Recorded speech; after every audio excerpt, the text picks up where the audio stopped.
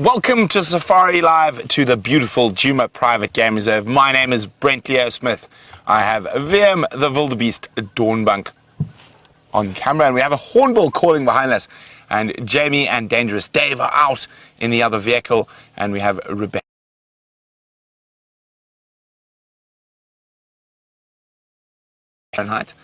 But we are now heading back up towards where we were hoping Karula's tracks would come out.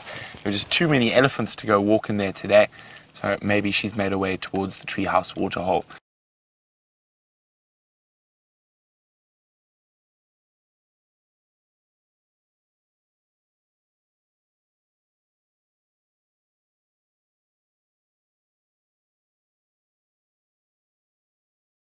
Only time will tell.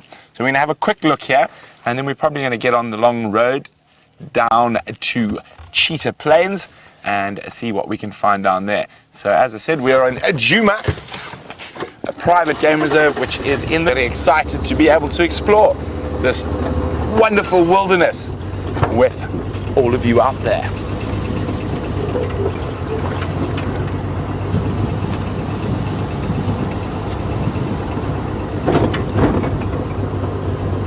So we're hoping to find tracks of Karula, our dominant female leopard, who's got 2 cubs of around 4 months old.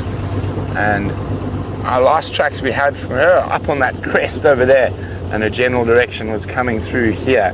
So I'm hoping that she's crossed this nice big sandy road where those pug marks will be prominent and easy to see and give us a good chance at finding her.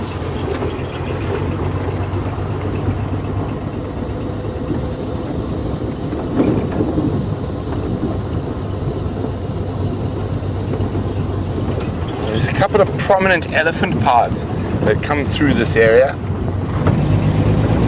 I think it was a kudu or waterbuck that crossed the road up ahead. We'll have a look when we get a bit closer.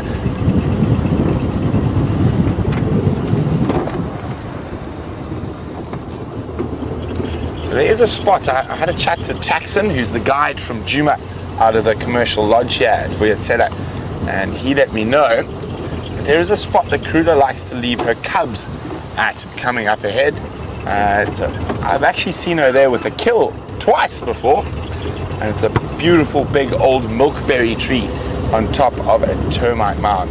So we will have a look there as well. And it is waterbuck crossing up ahead, so I'm going to see if we can get a bit closer to them.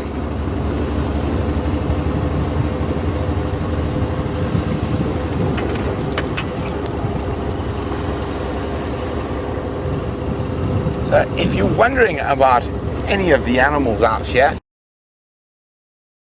.tv, or use the hashtag Safari Live on Twitter. So as waterbuck crossed here, it might not be the most obliging. It looked like they were on a mission somewhere.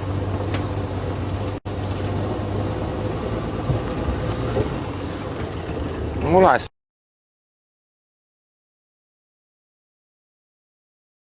saw that, I think they've moved off into the thickets. Standing by. I'm busy using the game drive radio that lets us communicate with the other vehicles, and that enables us to move around, and if anyone finds anything, we can communicate with each other and give us all the best chance of seeing the best sightings possible. I haven't checked there yet. You're more than welcome to. So that's Jamie, and she's going to go check on the other side of this area where we think Karula is.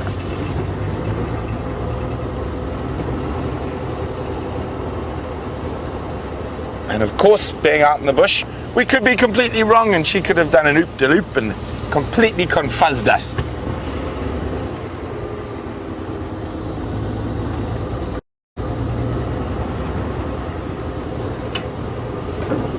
So while we have a squiz around here, let's go across to Jamie so she can say good afternoon. Good afternoon and welcome to our portion of the Sunset Safari. There's a very strange noise coming from behind me. I'm not quite sure what's going on. Dave, what is going on? Oh, it's just a wire that came undone. Okay, so we won't concern ourselves with that. in any way, shape or form. And on that off to an auspicious beginning, my name is Jamie and I have Dave on camera with me this afternoon, and we are heading out to help with the search for the Queen of Djuma. We're going to head through to where she had her kill. Oh no, we're not. We're going to stop here and say hello to the little warthogs. Let's just back up slightly. Oh, I wonder, is this the same group that has been hanging around here for the last few months? Yes, that looks right. 4 little ones and 2 sows. It started out as 6 tiny babies months ago when they were absolutely minuscule. And the nice thing about this little family group is that they are wonderfully relaxed around vehicles. It's only in the last sort of, I would say, 6 months that we've really been able to enjoy sightings with the warthogs in this area. They were quite skittish when I first started working here. There were 6 little piglets. One was eaten by Tingana a few months ago, not too far away from where we are now. Tingana is the big dominant male leopard in this area, and he has something of a preference, or at least a talent, for hunting burrowing animals, from what we can tell, particularly warthog. We've seen him with warthog on several different occasions. As for what happened to the 6th, I have absolutely no idea, although I suspect that Tingana may well have been involved as well. Nice to see them back once again. When we first saw them, I think it was 4 of the piglets belonged to one sow and 2 belonged to the other. Very common with warthogs, they form little sounders. Very often it's a mother and her grown-up daughter and their piglets, but it can be unrelated females as well.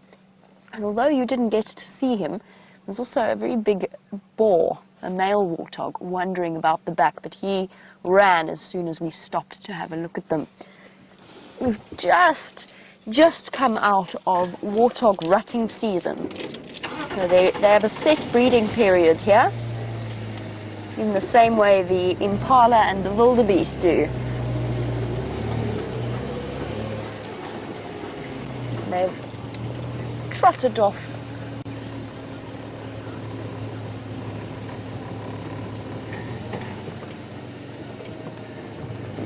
Unfortunately, there's a bit of a short warthog sighting. They've moved right off into relatively thick bushes. We'll leave them be and carry on towards the site of that female leopard's impala kill. Now, Nock, who is a new viewer, welcome to the Sunset Safari. Nock would like to know how long this goes on for. Well, I have wonderful news for you, Nock. We go live twice a day, every day, for 3 hours, which means that for us, we have been starting recently at 6 in the morning Central African time and then going on until 9 in the morning Central African time.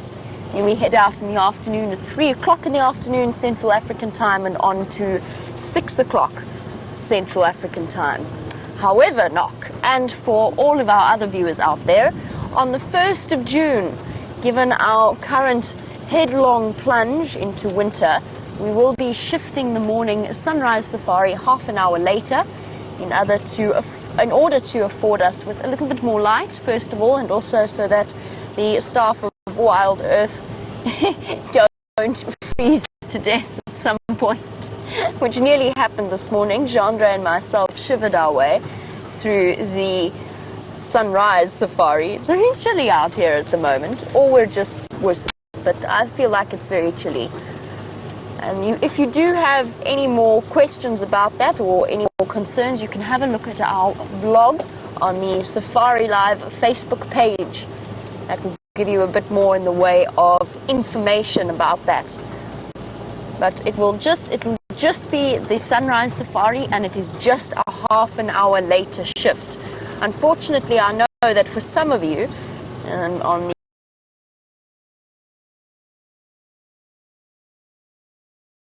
but then of course we're a very rigid schedule in terms of our days and nights here, given that we're up with sunrise and working until past sunset. And then for those of you on the western coast, 9:30 p.m. until half past midnight. So Knock, I'm not quite sure where in the world you are from. Please do let us know. It's nice to know where different people are watching from. We have viewers from Japan, we have viewers from New Zealand, we have a lot of viewers from the States, just all over. Every corner of the globe should be filled with our viewers, hopefully, in the future, and we can bring awareness of this incredible wilderness area that we are in. Speaking of which, I've never been to this kill site. Dave, have you been to this kill site? You have been to this kill site. That's very good news. I know roughly where it is. I don't know exactly where it is. Am I going to go left or right here? I'm going to go left. Perfect. Thank you very much. Aren't we lucky to have such wonderful cameramen who not only do fantastic camera work but also sometimes help us with directions. Most useful.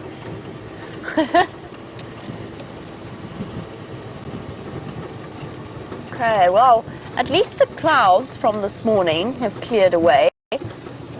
It feels like a little bit of a brighter afternoon.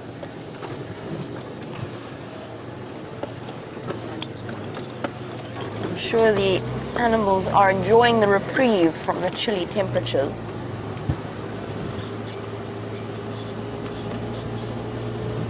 Okay, now unless I'm not very much mistaken, it is somewhere just ahead of us.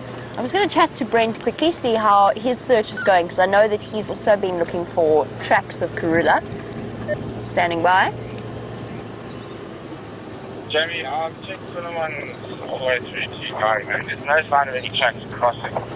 Might be worth checking Larry's Rebecca's area after you check the last position of that Djuma.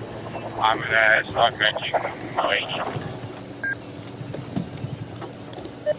Copy that. Thanks, Brent. Brent just letting me know he's been looking for different tracks. Are we going in here, Dave? A little bit further on. Why are there so many vehicle tracks here? That's interesting.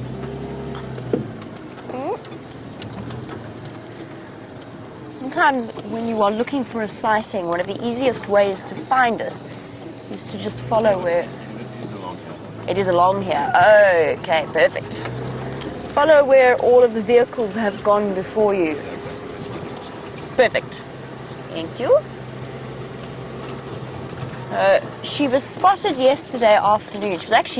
Her kill was found yesterday morning on the sunrise safari by Taxon and Aubrey. At which point, there was a bit of a stakeout conducted. Brent found her resting here in the afternoon. Now, apparently she did have her cubs with her. However, unfortunately, they didn't come out whilst Brent spent a bit of time with her.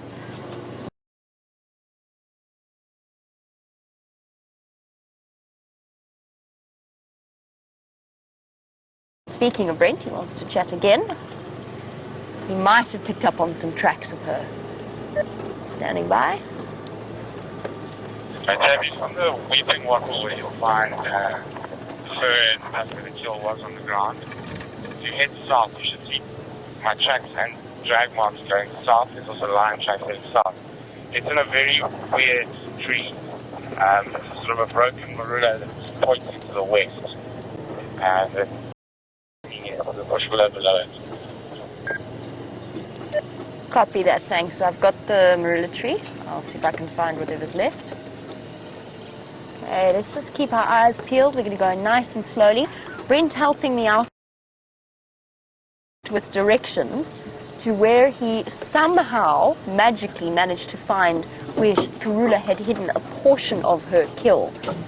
Apparently, what happened last night is the hyenas stole most of it, and then a male lion came wandering through this area. And we think that Karula, with her cubs, decided that this was really not going her way, and that perhaps it was time to move out. There's the leg hanging from... You got it there, Dave. Thank you. Here's the leg. Very, very little meat left. Not really enough to encourage her to return here. And I suspect that looks like a bizarre place for her to have hoisted her kill. I suspect she was trying for a little bit higher up on the marula tree that was above it, and that unfortunately she just didn't quite manage it. Because I can't imagine how she would have managed to get that up there otherwise. And while we're here, I'm just making 100% sure that she isn't hidden somewhere in the bushes, in the shade perhaps.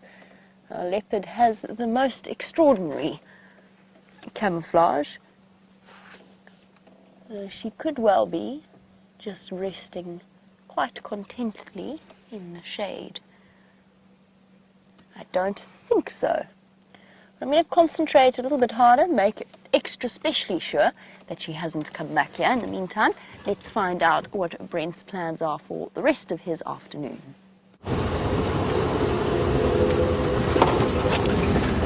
So, Jamie's made her way back to that last position of Karula's kill. Now, there's very little meat left, but there is always that chance that the leopards might come back to that spot.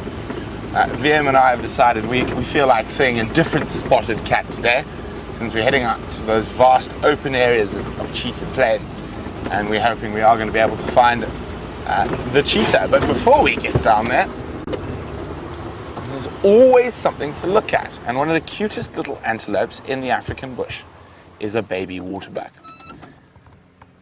They are just so fluffy.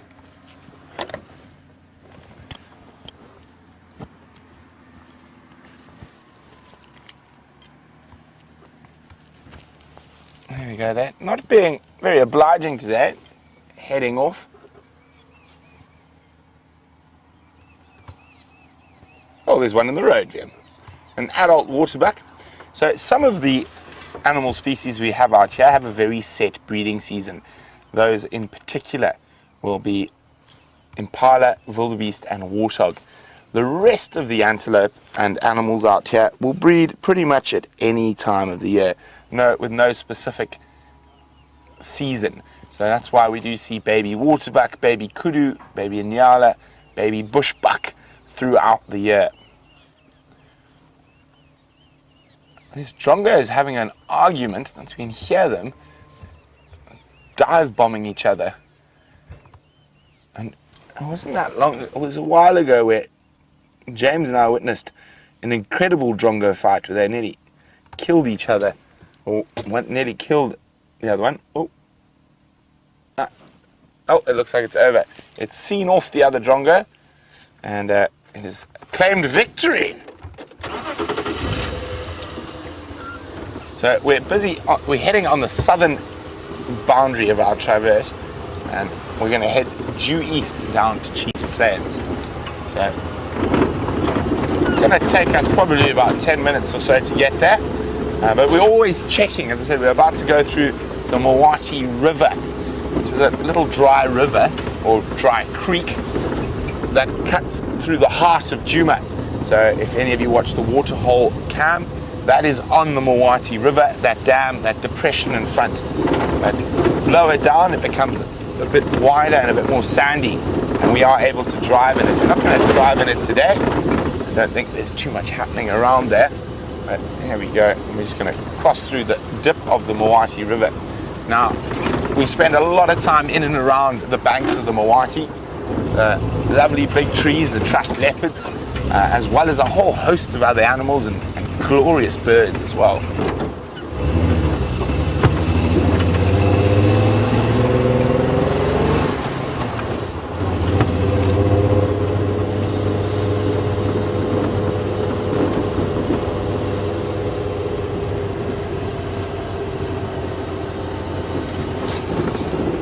Hello, a Cathy, who's a New Durham Cathy, is wondering about one of the more interesting little bird species we get out here, the oxpecker.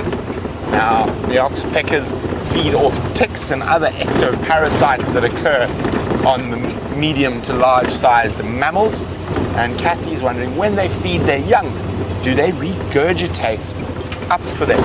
They don't, Kathy. They'll feed their young live ticks that they have plucked from an animal, so they don't regurgitate. Just checking for tracks there, but they don't regurgitate. They will feed them live ticks or fleas or other parasites they might preen off the medium to large mammals out here.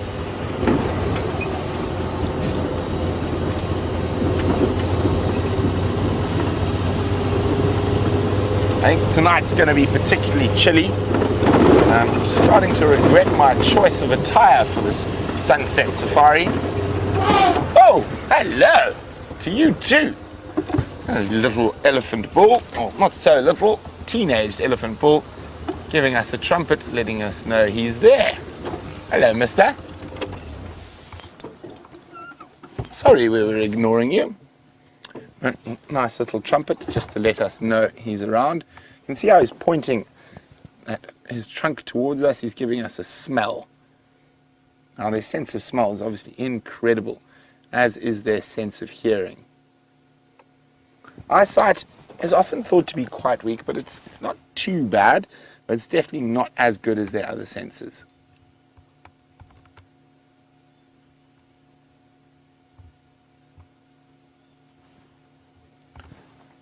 So you can just see two young elephant bulls, the other's obscured by the bush, and they might be trailing a breeding herd.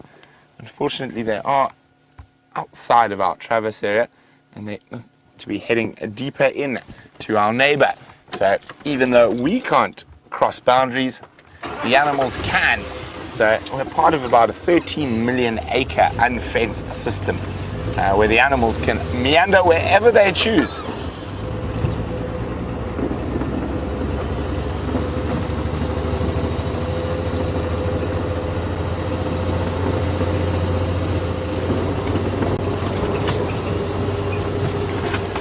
Hello Emil, who was a first-time safari live goer this morning. Welcome again to the back of our safari vehicles, Emil. Emil would like to know, do we also do these drives during the rainy season? And yes, we do, Emil. So what we call the rainy season, we do get, depending on the year, a fair bit of rain, but nothing too hectic. We're on a sort of, not arid, but a dryish part of South Africa. We get on average around 450 millimeters of rain a year, and generally in big thunderstorms. So it's not raining all the time, so we do the rides during the rainy season as well. And it gives us a chance to see a whole host of different creatures and another completely different side to the bush. We've got a lot of beautiful migratory birds that come through, lots of insects and butterflies and moths and caterpillars and all sorts of creepy crawly creatures that are just as wonderful as all the big hairies and scaries.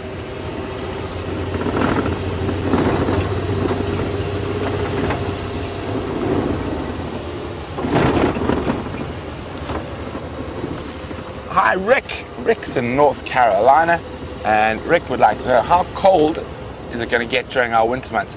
Like, the coldest I've ever experienced in the Sabi Sands was probably about 10 years ago, maybe even a bit longer, and that was about -1. I've seen frost once, -1 centigrade, so around 0, so 30 Fahrenheit, but on average a really cold day for us out here is about, in the morning, early morning, 6 or 7 degrees Celsius, and warming up to around 20, 25 degrees Celsius during the day. Oh, more elephants up ahead. They are again crossing across the edge of our traverse, but let's try and get a nice view of them. It looked like a really sweet little baby there.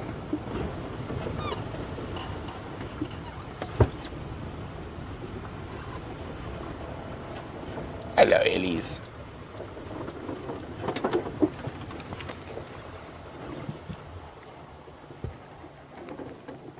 There's a breeding herd here. Oh, look at her. She's deciding not to use her trunk. She's just chewing on the old branch.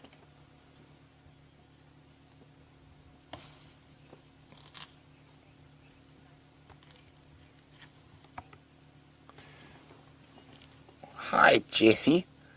Jesse would like to know about an elephant's breeding cycle. Well, like the waterbuck that we saw a bit earlier, elephants aren't set to a particular breeding cycle. They can breed at any time of the year. What's interesting about elephant breeding is that for them to breed, the male has to be in a heightened hormonal state called must, and it's spelled M-U-S-T-H, and the female has to be an estrus. Now, look at this. This is just so cute. Being a bit lazy, munching on that little marula tree.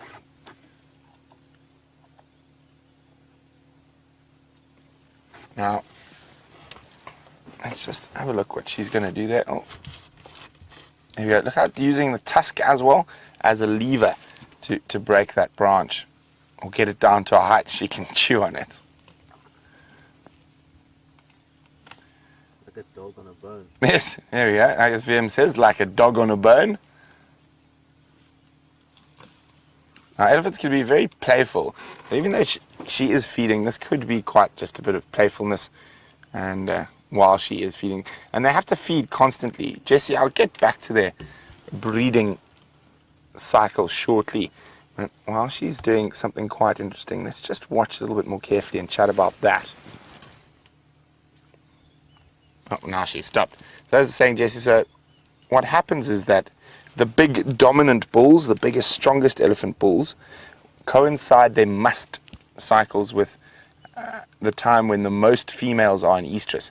Now that just depends where you are in Africa. It can be very varied, so there's no one set answer. Quickly across to Jamie, who's got a bird we've never seen before. There's a really cool bird behind that tree, and I'm really hoping that it's going to be visible in a moment. Let's try.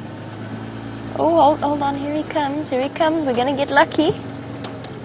Unlike most of our feathered friends that tend to fly away from camera, this one is running away. Then trying to fly up my nose. A red-crested korhaan. One of the birds that we hear very often, but we hardly ever get to see. And from what I can see, we've got a male here. Oh, even stopped to have a quick snack.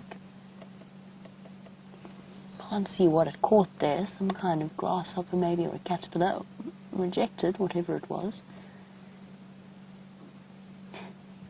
It's got the black belly that a black-bellied bustard has, and yes, it's definitely a male. See that grey crest on the top of the head? The female lacks that completely. A red-crested korhaan. Let's track of where he is in real life as opposed to on the monitor. Oh, there he is. I think he's going to stay relatively well hidden. I just wanted to point out what identifies a red-crested korhaan from the other species that is very, very closely related and that we see frequently, and that is the black-bellied bustard.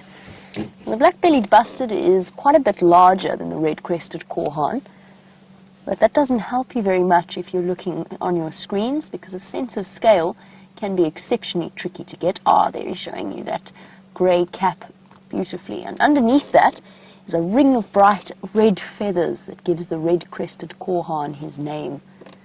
But in the male black-bellied bustard, that black belly actually extends all the way up the throat and to underneath the chin. Whereas in the red-crested korhaan, it is just up to their chest. There is a very persistent fly that is now attempting, every time I try and swish it away, it returns once again. Go away! It's really, really determined. Right, our lovely bird has disappeared, so back to Brent and his much larger animals.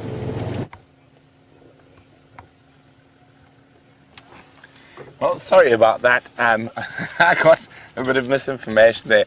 I thought they said Cory bastard. Oh, look at that one. setting off another one of the game drive vehicles.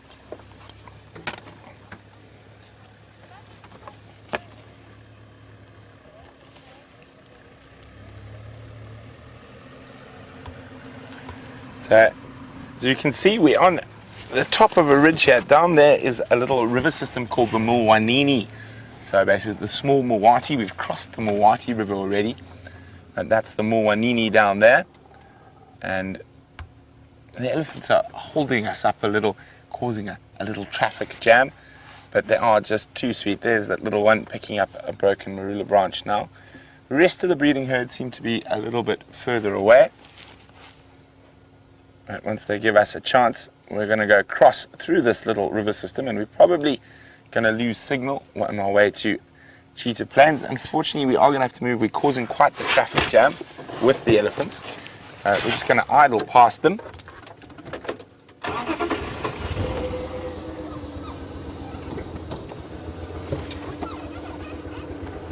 Just go around the long way. Oh dear, we've got a bit of a there.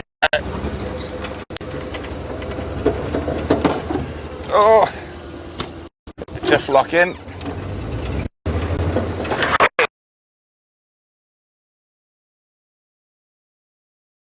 Probably gonna. As Brent starts to head across to Cheetah Plains, there will be patches in which his signal does disappear. He's back on Wendy and off to help me in my search for Karula. You never know. There's always the possibility of spotting her before I do. There's certainly a possibility that Dave will spot her before I do, because Dave sits a little bit higher, and therefore, from your perspective, so do you. It means that you can just keep your eyes peeled, see if we can't spot her from somewhere here. It'll be very tricky. I do understand that. It has happened once, or not quite, but it almost happened once, where I drove underneath shadow.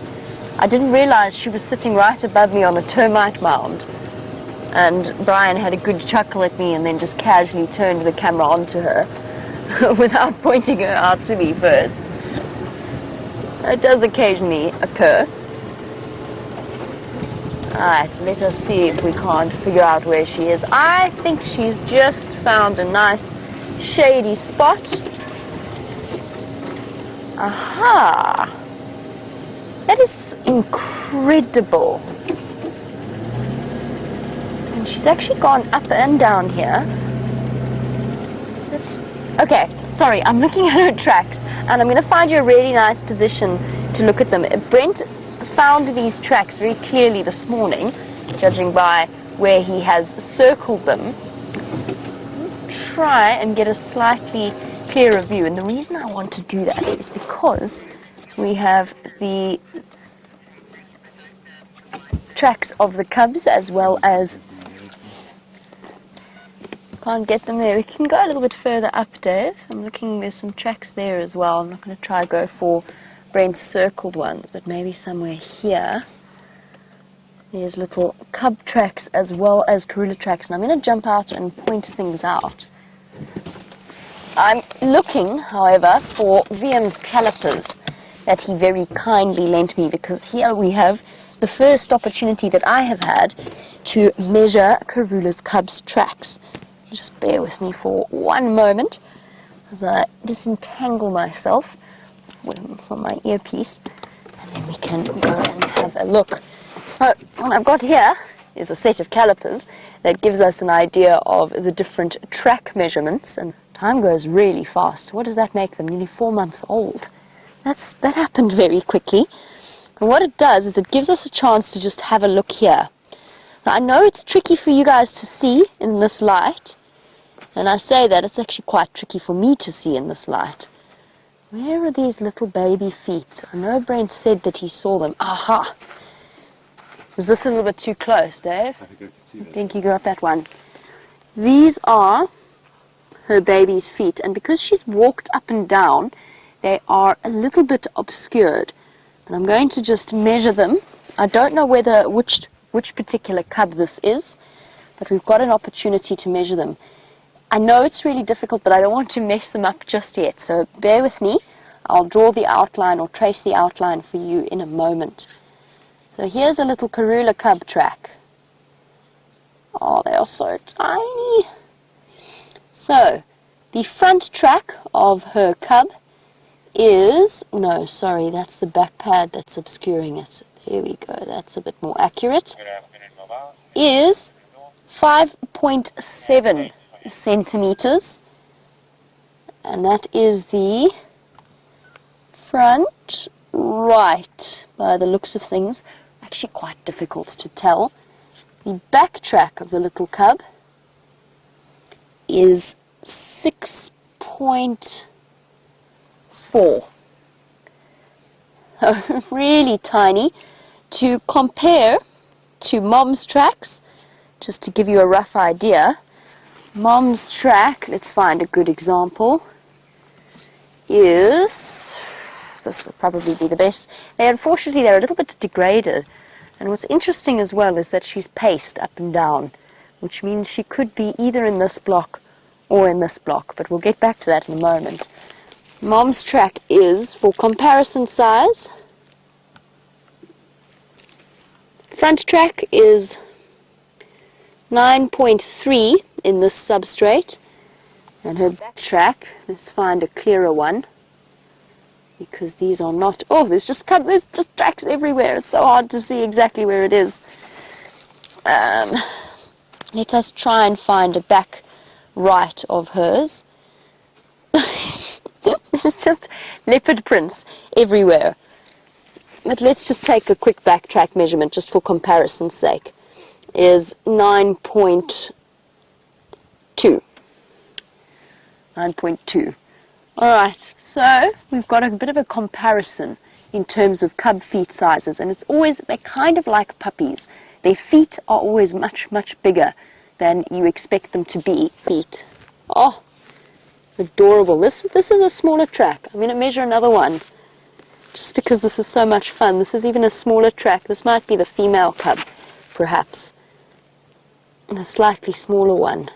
No, not that far off. 6.4 for back. And 6. Maybe a bit smaller. 5.9 for front. I can hear things moving around me. I have sudden images of Karula with her cubs being right behind me, which I'd prefer to avoid, if at all possible. And one last, just bear with me 1 second. I just want to see which tracks are on top of which direction the freshest tracks are going in. Oh, for goodness sake, step in the same place, please. Okay, it is that way.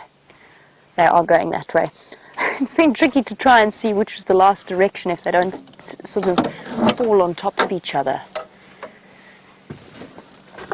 Right. Where has Karula taken her cubs to?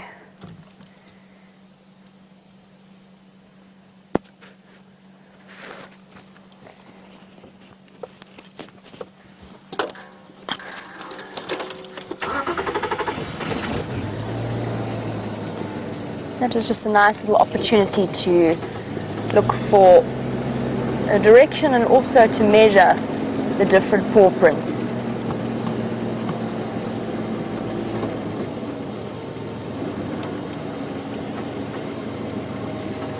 So she paced up and down last night, obviously probably with her nose a little bit out of joint at the fact that first of all her cubs had been disturbed from their hiding place, and second of all that she'd lost her kill to the hyenas, and then had a male lion sniffing around at the same time. I don't think she would have been terribly impressed with that. So now that gives, I mean, Brent has described to me where he last had tracks. He's very clearly seen those tracks before. But now I understand the general trajectory of where she was going. Leopards, unless they're hunting, very often walk with a sense of purpose. In other words, they pick a relatively straight line, although Karula seems to be the exception to that rule. And a comfort for all of you who are watching, these little tracks, there's definitely two sets of cubs. There's two sets of cub tracks. Both of her cubs made it out of that situation unharmed. And Karula knows what she's doing. And at this age now, the worst, the most dangerous time of the cubs' lives is their first year of life. But then at the same time, the first few weeks are the most critical, the most dangerous, because that is when they are unable to climb trees and they're basically almost defenseless against predators. In she went straight towards the hyena den. I'm sure Brent has checked around there. I will do one last loop and just see if she hasn't popped out. I'm sure she's just found a nice, safe hiding place.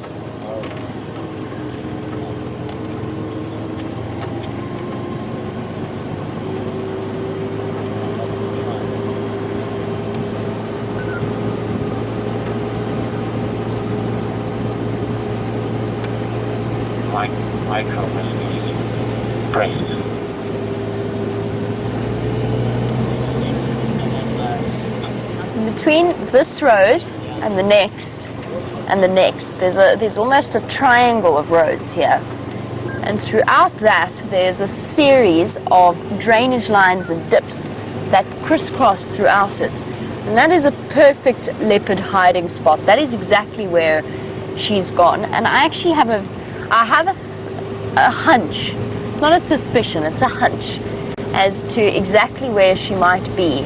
There's a little pool of water not that far into that block. Oh no, hold on, that's a bit further towards Quarantine. It's not impossible. There's a surprise patch of water deep in the block there, away from any of the roads. And there's a nice big jackleberry tree, a really safe spot for her to hide her babies, and I'm gonna try and double check there, see if she's not hanging about.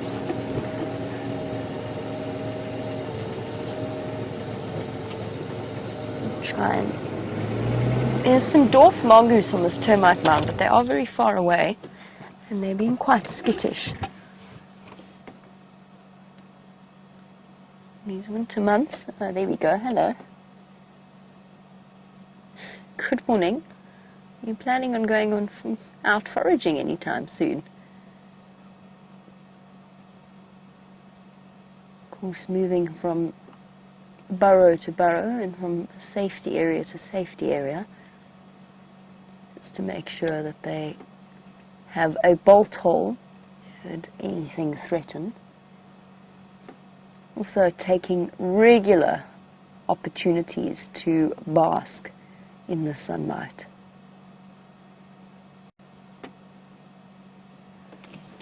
There's a huge feather there. Okay, distraction from the dwarf mongoose. Just going to go and grab that feather. Let's see if we can figure out whose feather this is.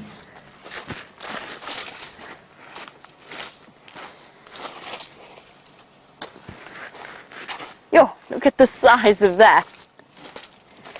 That is one serious flight feather.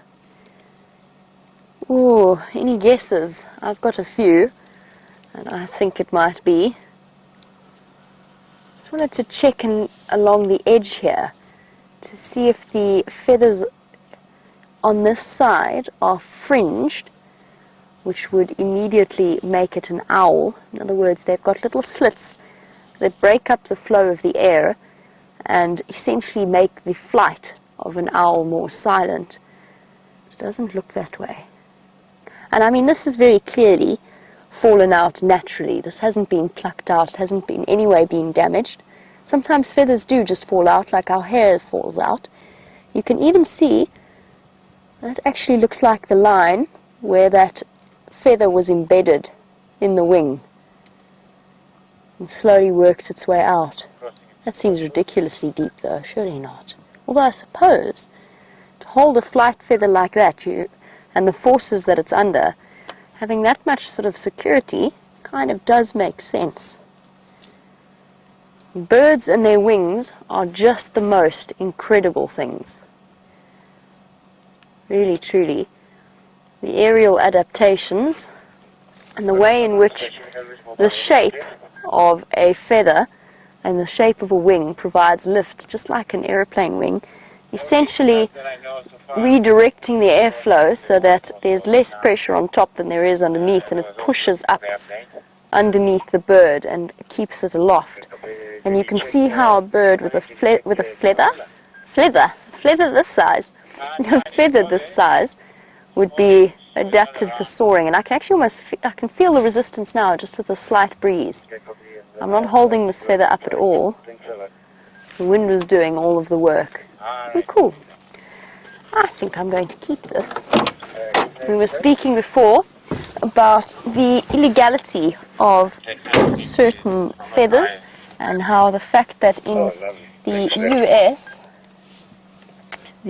only the Native Americans apparently are allowed to keep the feathers of certain eagles.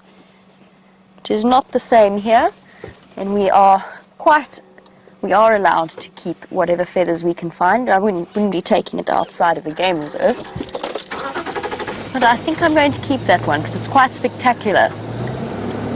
Important to remember though, that feathers are not clean things. There's probably plenty of mites and parasites on this particular feather. Spectacular though, I mean it's absolutely enormous. And I think, I'm not sure if you all agree with me, but I think that probably came from a vulture. Maybe a martial eagle, but this is a big bird that fell from. And it's very clearly a primary flight feather. Lo and behold, Brent has arrived at Cheetah Plains. He's gone through the bad signal dips, so let's see if he's found anything there yet.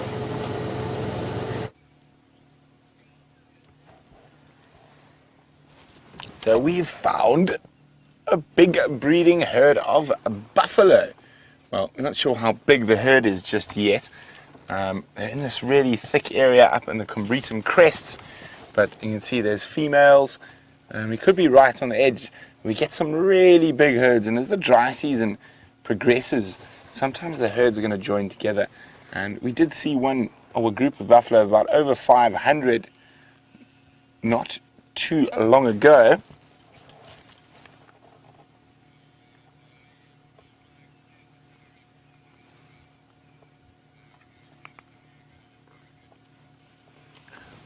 Okay, look at that. That's a female.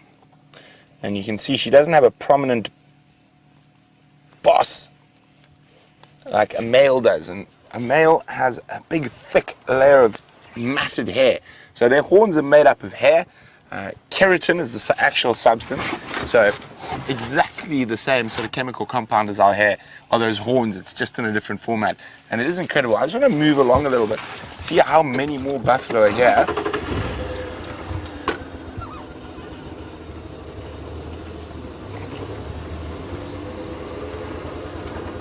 So trying to just figure out how many buffalo here. This could be a small herd, but also they're often split by lines, so they can be separated. And there we go.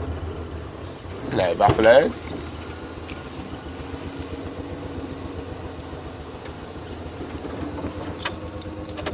I haven't seen any tiny ones yet. I think this is quite a small herd.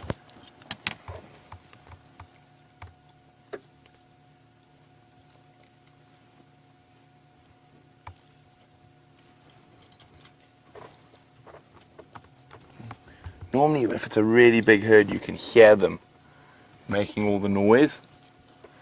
Burp, burp.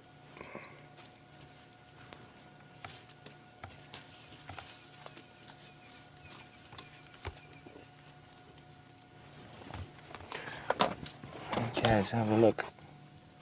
So they're going to move off into the thickets a little bit here.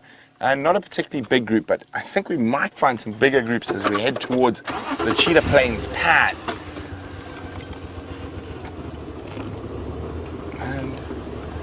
wait, there's quite a nice shot of that young bull on the termite mound. Very curved horns on that individual. Oh, no, he doesn't want to be. So they're a bit nervous. They could have been chased by lions. That's why they're in such a small group.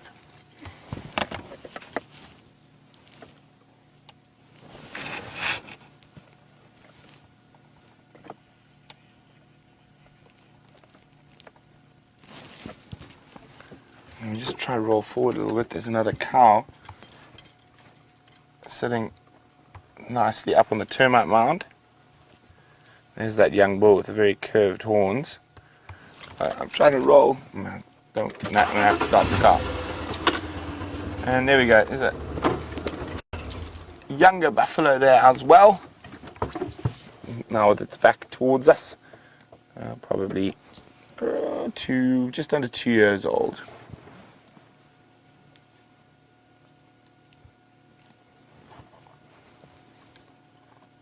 So buffalo predominantly grazes, so they normally only eat grass, but because we're in a drought this year, they will browse as well. So they will eat leaves, particularly of round leaf teak.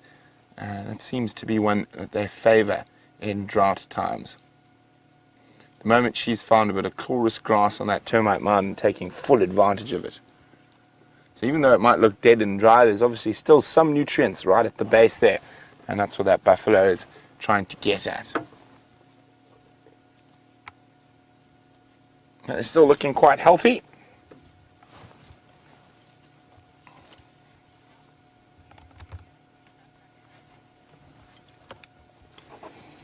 Well, a big Safari Live welcome to Knock, a brand new viewer, and great to have you on the back. And Knock would like to know, do the buffalo ever approach the vehicle? Sometimes they do. If we park, sometimes the herd will just walk around us.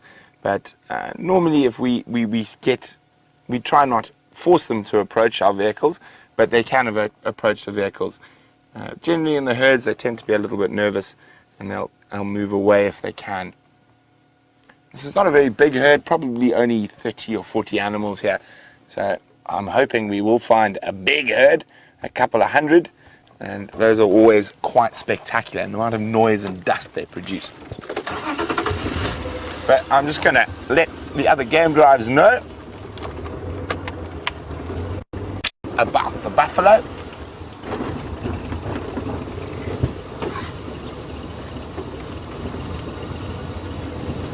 So I'll be with you in a sec. There's a small Hlambi of Nyari on Ingwe Road, just to the west of Junction.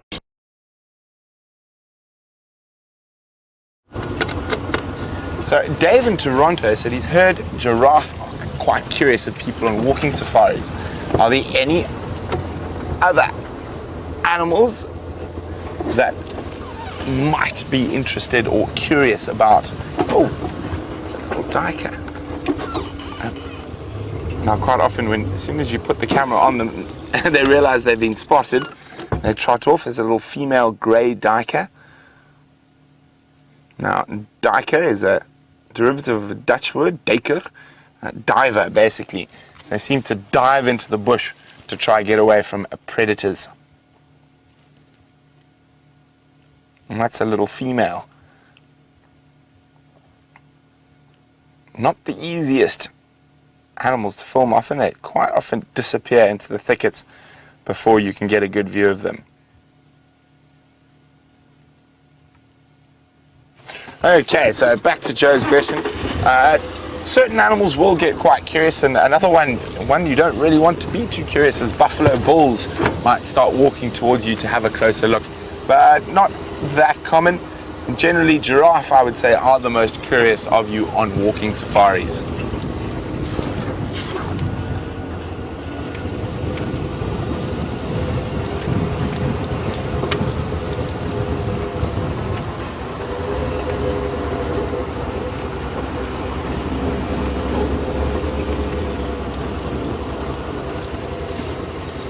This is also a good spot to look for in Kayanini. That is the dominant female leopard of Cheetah Plains. She's got 2 cubs that are a bit older. But because it's so dry at the moment, it's always a good idea to check the water holes, and that's where we're heading to next.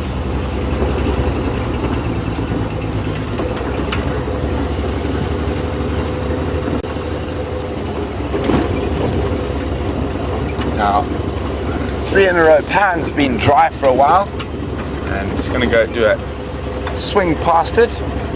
And even though it's dry, this is a favorite area of a favorite leopard of all of ours, a young male leopard by the name of Quarantine.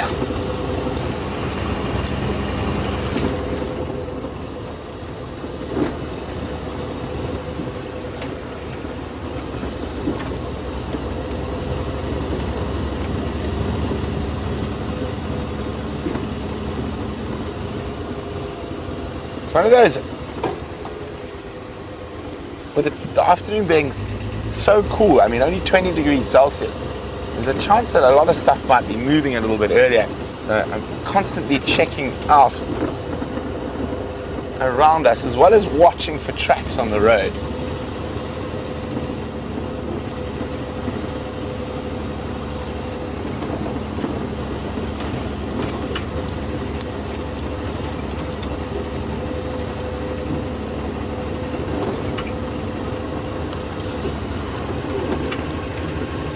And the last time I saw that young male leopard Quarantine was sleeping in a tree right up ahead here at 3 in a row pan.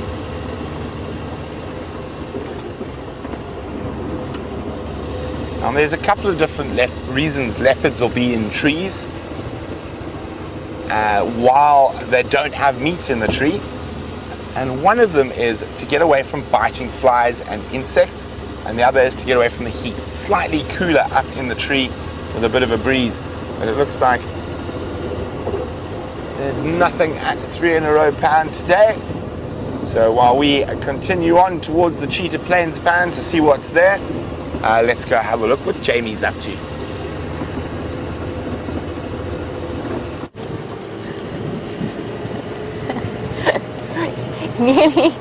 nearly caught me out with a mouthful of grapefruit that Dave somehow managed to find. I didn't even know that we had grapefruit, but apparently we do.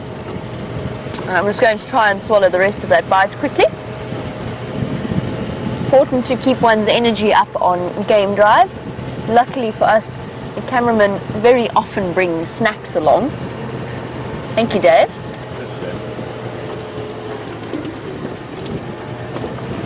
Right.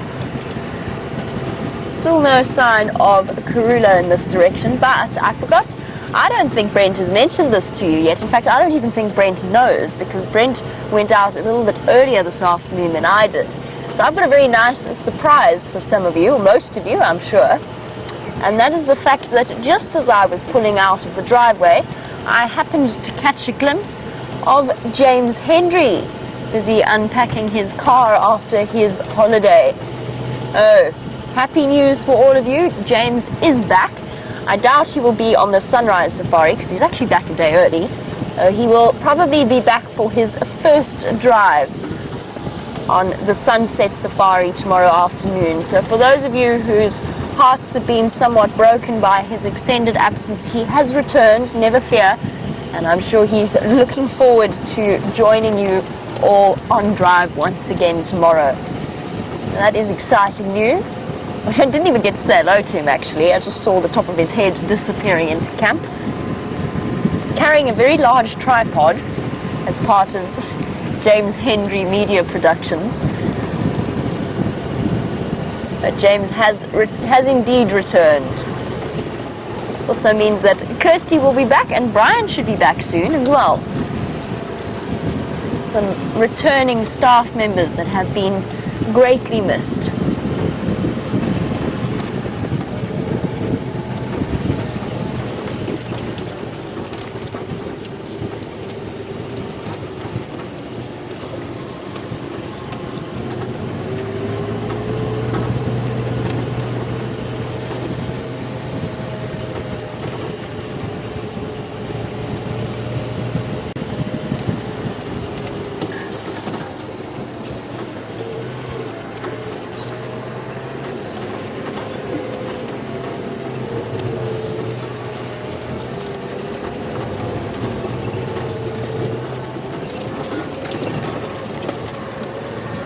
A very good afternoon to Chitra, watching in India.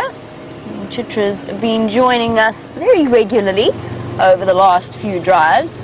You wanted to know what measures are taken out here in terms of anti-poaching in the park.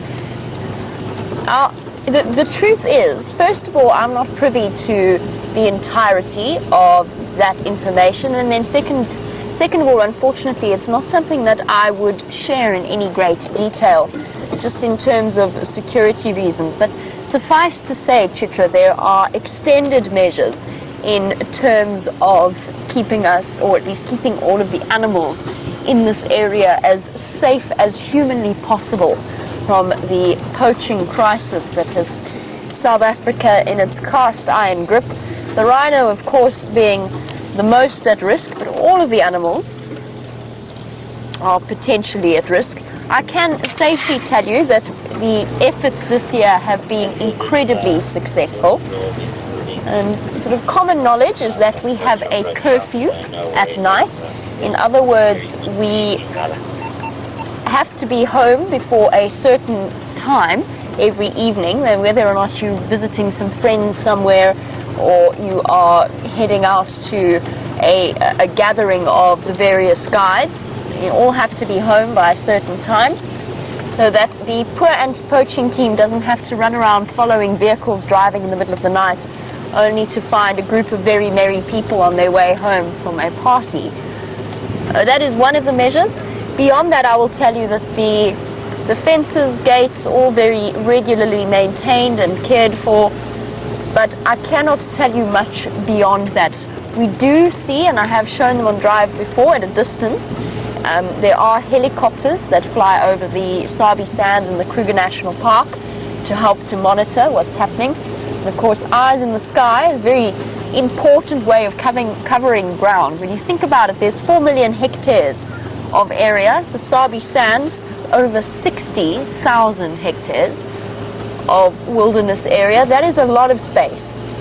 There's a lot of hiding places, and the team works, teams, however you want to phrase it, work exceptionally hard at keeping our rhino and other animals safe from harm. Something that we are incredibly grateful for, and a job that is not an easy one by any means.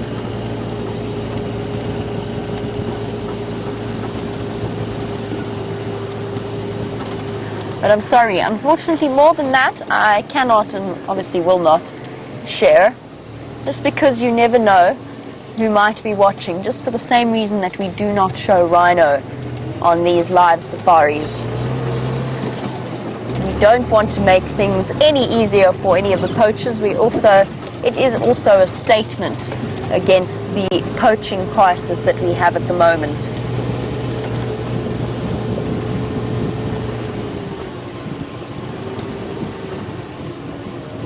Just have this funny feeling that she isn't that far from where those tracks are. I don't know why I feel that way. It might prove to be entirely incorrect. I think it's just the fact that they went off the road so quickly. Just don't think that she's gone terribly far. Unfortunately, though, the evidence has not yet served to back me up on that, because I haven't seen hide nor hair of her. The difficulty is, even in winter, where we can see so far into the bush, we actually can't. I mean, the chances of spotting a leopard at 50 meters if she's lying down in the shade behind a tree, exceptionally difficult. And I've come full circuit. I've checked this entire boundary of the block. We're right up close to where we last had those tracks. We've just done a loop around there. The next step, I think, would be to walk through the drainage line system of this block. I know that Brent said he was trying this morning, but that he kept on bumping into various elephant herds. And what I can see at the moment, I haven't seen any signs of elephants, so they might have moved out of the area, which might make things a bit easier. And the wonderful thing about Karula is that she's actually a pleasure to walk on foot. She's very, very relaxed. It doesn't scare her, and therefore, because the cubs take their behavior from their mother, it won't scare the cubs either.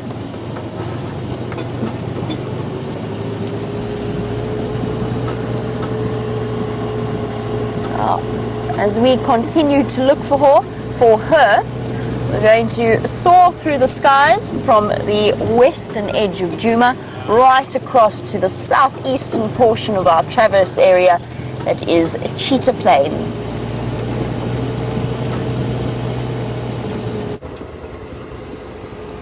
So we've reached the vast open areas of Cheetah Plains, and VM and I were just having a chat, and we've decided to put a challenge down to ourselves and to you at home. Now, there are only about 20 odd large mammal species in the Sabi Sands Game Reserve. So we're not including all the little mice and things like that. So I think what should we call the cutoff line, VM? A squirrel? Yeah. Squirrel. Dwarf mongoose, actually. Dwarf mongoose. So our challenge is to see how many of that 22, 23 mammal species we can put on camera on this sunset safari.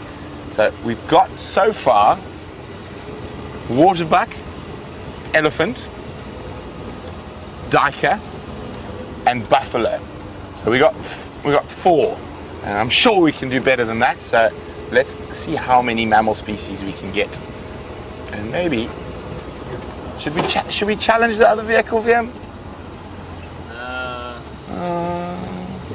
What do you guys think? Should we challenge the other vehicle? If you would like Jamie and I to have a mammal species competition, who can get the most different mammal species on tonight's sunset safari, let us know if you think we should have a little friendly wager between the vehicles, and you can let us know if you think that's a good idea by sending us an email on questions@wildearth.tv or use the hashtag SafariLive on Twitter. So I'm checking the far northeastern corner of Cheetah Plains at the moment. The only place we've seen in Kanyanini, the dominant female leopard, and we saw her and her 2 cubs around here. So hopefully a bit of luck. And actually not too far from here is where we saw a pangolin as well. So definitely going to have a squiz over there, see if there's a chance at seeing a pangolin again. If you do see one in an area, it isn't that uncommon to see them again in that area, and especially with this very dry weather we're having, not a lot of grass cover for them to hide in, so fingers crossed.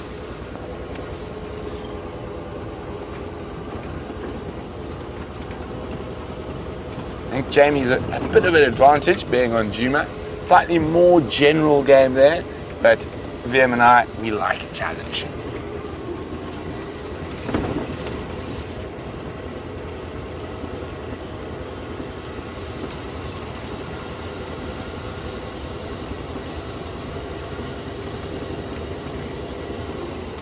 This is one of my favorite areas in Cheetah Plains, and if we have a quick look at it, and just from the soil color you can see it's quite different from most of the areas we get to drive. And then if we look at the trees around as well, slightly different. There's some very big knob thorns and some very big acacias, and also even the sickle bush, which is what VM's showing you at the moment, are quite big, those little ones in front, but very, very beautiful. This massive knob thorn off to the right, a really massive tree, and then also some jackalberries there and coming up, and all growing not on termite mounds or on riverbeds. And that's the soil here.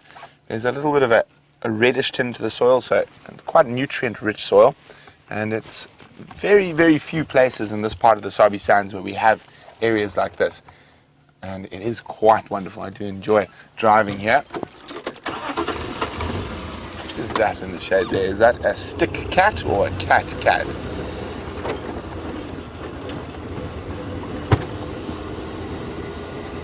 So unfortunately I'm in a little bit of a dip here where my comms are a little bit bad, and I know we've got a question from Andreen. Andreen, I can't hear what your question is just yet. Just let me get up onto the high ground on the other side, and then I'll be able to hear it.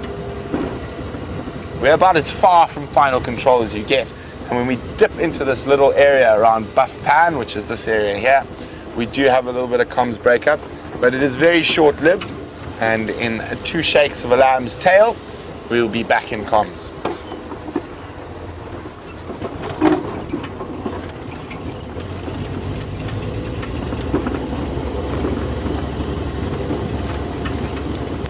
So I will let you know as soon as I can hear again.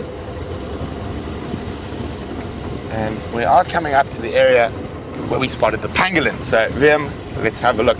Although Liam says he'd rather see a cheetah than a pangolin, well, I think I'd rather see Liam spotted. I don't even know where Liam's looking. Oh, well spotted Liam.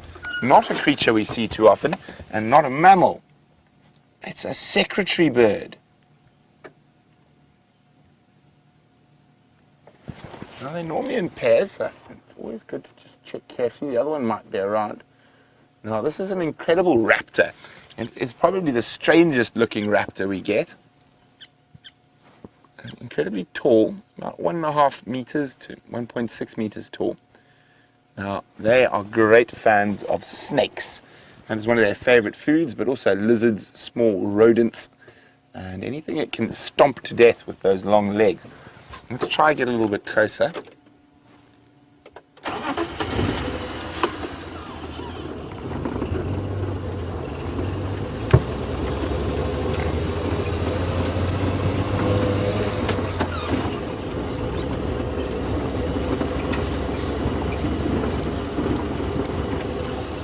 Okay, so I'm going to go try and get up to that worry bush over there, and then we'll stop. I think there's two. There's a pair. Oh, I don't know. Let's just get a safety from back here. It looks like the one is lying down having a snooze. There we go. A pair of secretary birds. Look at that.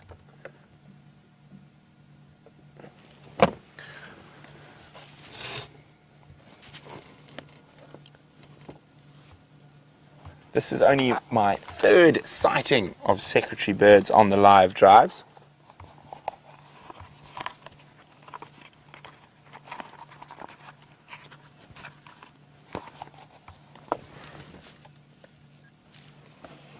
Okay, so they're moving a bit. We're going to go a little bit closer again.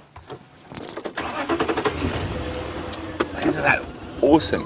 So they pace. They do most of their hunting on foot, and they walk through the grasslands and looking for something to stomp on and eat. They generally nest in big acacia trees, generally the tortilis, which has got a big flat crown, and they build their nest right on top. A lot of thorny defense of any predator trying to get to their chicks.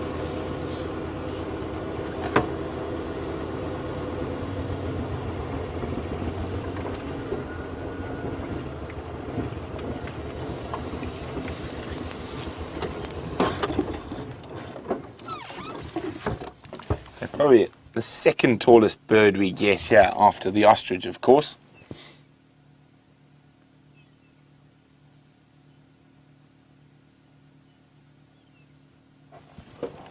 Quite difficult to tell which is male and female. As you can see, they look very, very similar.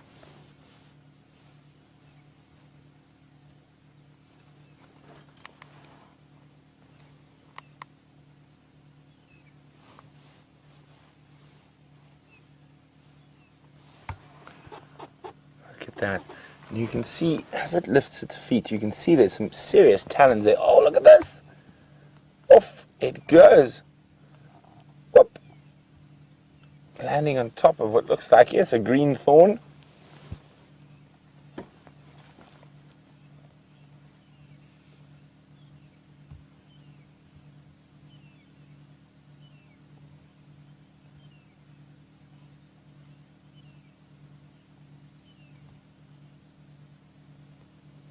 Isn't that just beautiful?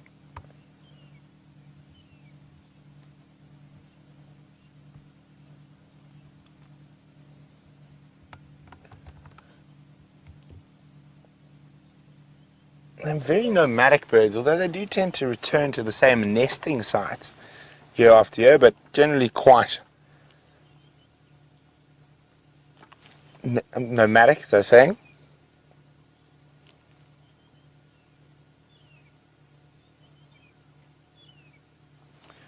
Now, they've even been known to eat baby tortoises and eat them whole, shell and all.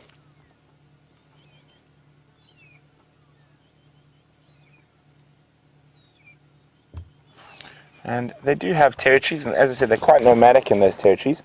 And the territories can be massive, about 20,000 hectares per pair. And they are monogamous. But in Kruger, the average home range for a pair of secretary birds is around 20,000 hectares. But in other areas, especially the more arid areas, can range up to 200,000 hectares for a pair. Isn't that incredible? That's a massive piece of land.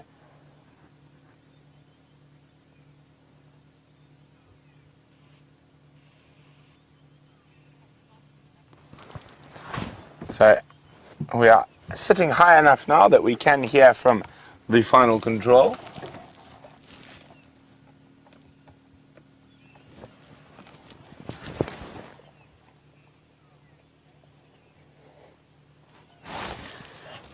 So Debbie in Vancouver is wondering, are secretary birds going to be challenged to find food in this cold winter? Yes and no. And there's less sort of insect prey around, which they're not too interested in. So what this weather does is it does bring out a lot of the reptiles to bask, which does make it a little bit easier for them to find that specific prey. And without a lot of grass cover, any rodent that's not in a hole in the ground during the day is easily found. And that goes the same for little tortoises. It's not too much places to hide when the grass is this short. And even sometimes they'll stamp around a hole trying to entice whatever's in it to run out.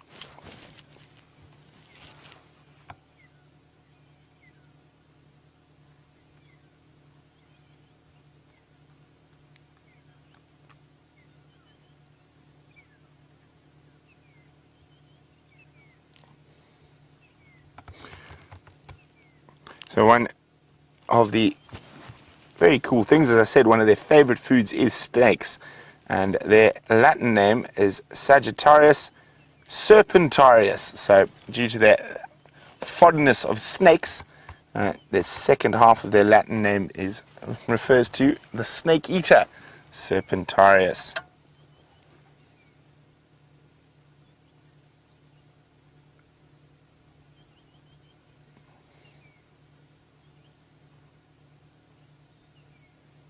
Well, that one's just having a nice bask in the late afternoon sun.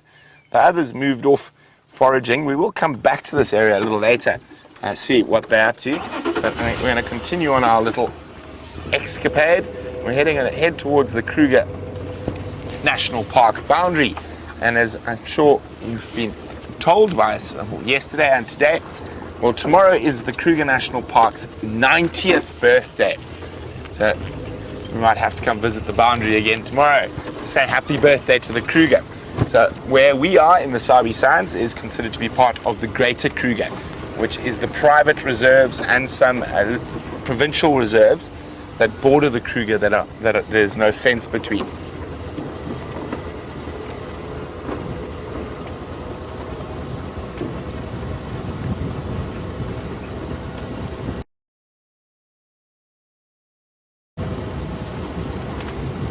So Andreen, I can hear your question now.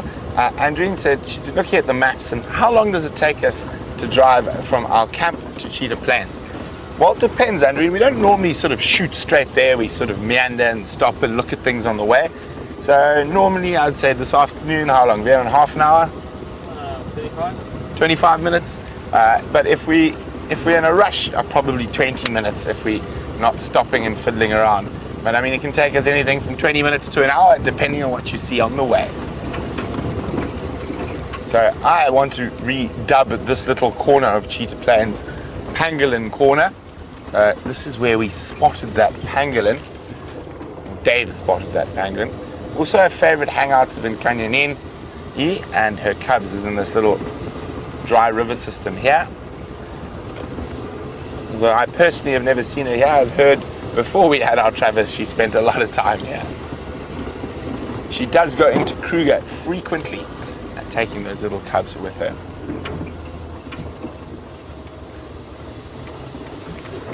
Now, also, it's a road utilized quite often. What was that? Did we get snorted at, Fim? And then, yeah. Sounded like a wildebeest snort. Let's go a bit further and have a look. So it's also an area where we frequently find cheetah tracks as they move up and down here. So this part of the Kruger and of the Sabi Sands is quite a bit more open than Djuma. And as you can see, that's why we get species like secretary birds and cheetah more often. Now, this is where we saw pangolin scuttle across the road. Come on, pangolin, make another appearance.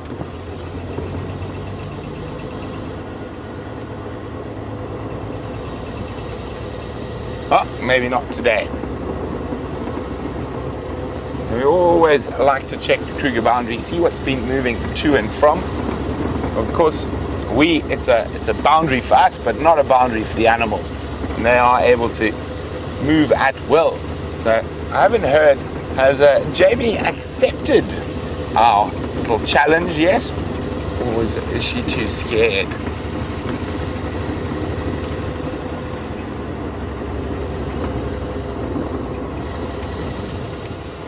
Yeah, you can see what I'm talking about, the more open areas all around us here. So better for certain species. Oh, they're mating. It looks like it, or am I being mad? Is that two secretary birds on top of each other? No. No, they were just standing back to back. It looked like they were mating for a second there. Well, there they go, both on top of the tree now. And look at that. It looks like it's a bit precarious up there on top of the green thorn. A two-headed secretary bird with 3 legs.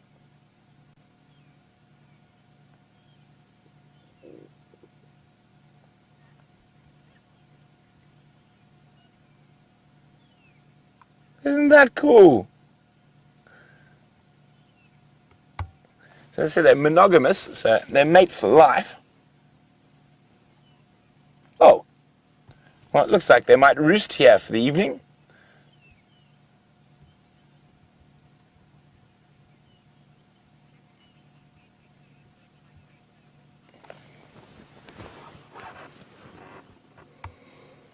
So Ashley's wondering if they migrate. Well, they have local migrations, Ashley. In this part of the world, they have a home range of about 20,000 hectares with a core territory of about 8. But in certain areas like Namibia, they have home ranges of up to 200,000 hectares. So they don't migrate, but they do have very large home ranges that they move through depending on the time of the year and where the food availability will be. So they are not migratory birds, but they can fly for much longer distances than you would expect.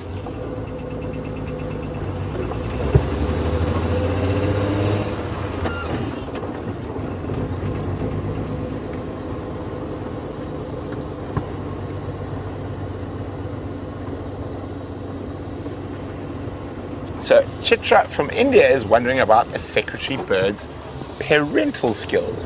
Well, very similar to other birds, they generally choose Acacia tortilis, which is sometimes called the flat-crowned acacia or an umbrella thorn to nest on. They've got lots of big white thorns. They nest right on top. Also green thorns that they were resting on there. So they choose trees that have got a big thorny defense to try and stop any predators coming through. But of course, they still do have mortalities to snakes and things like that.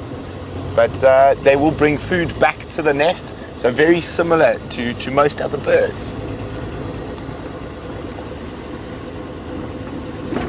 Come on, Vim, spot us some cheetah tracks.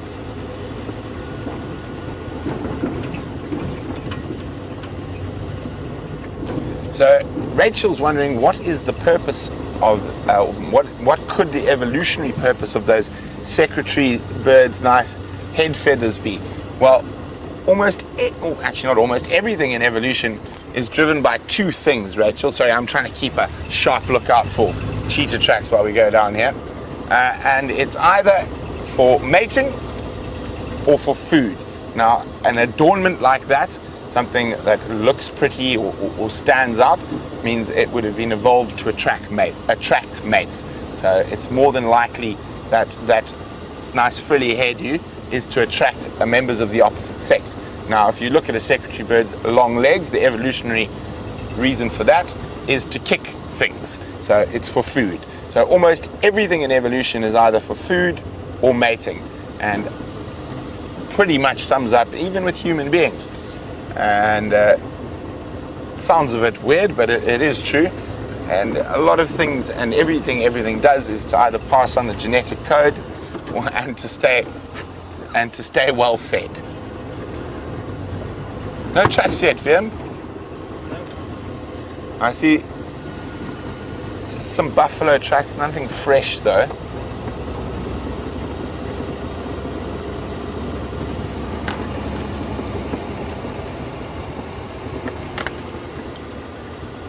So Mike is wondering, are Corey bustards much larger than the secretary birds? They're not nearly as tall, Mike, but they're much heavier, so much more thickly built. And as you know, I'm sure a lot of you out there will know, the Corey bustard is the the heaviest flying bird in the world. So it's not the tallest flying bird, but the heaviest. I'm trying to remember an exact weight on them. I'll get it for you now. I'll show you a picture of a Corey bustard for those who don't know what it is. And I heard, it was that little slip of the tongue, but I thought Jamie had one of these earlier. She actually had a red-crested Koran. So yeah, that's a Corey bustard. And just check on the weight. There we go. A male weighs 12.4 kilograms. So that is the heaviest flying bird in the world, the Corey bustard. And you see they theoretically occur here, but their core range, which is the dark green area over there, is further to the east of us on the open grass plains that are below the Lobombo Mountains in the Kruger National Park. So there we go, that's a Corey bustard. Now, I've heard they have seen them on cheetah plains before and in Buffel's Hook, but we haven't been that lucky yet. But we've started to get lucky with secretary birds, so who knows what could be on the next open area at cheetah plains.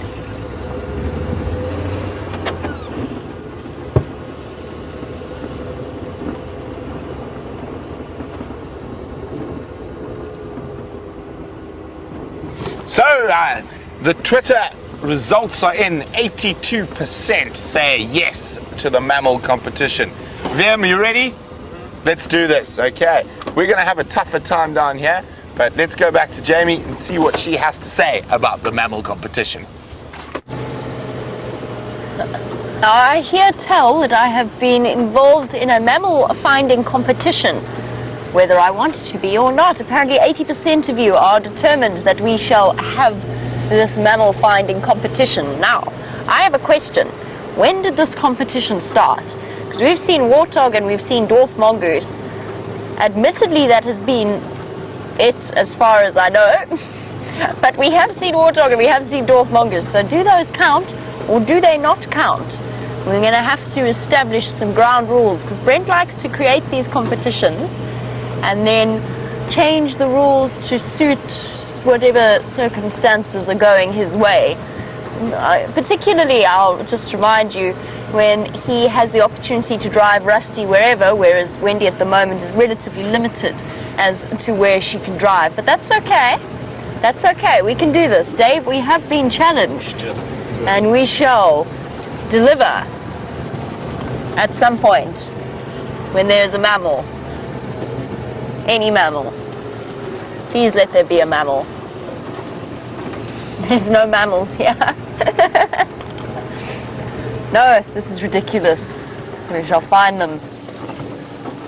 Let's go to...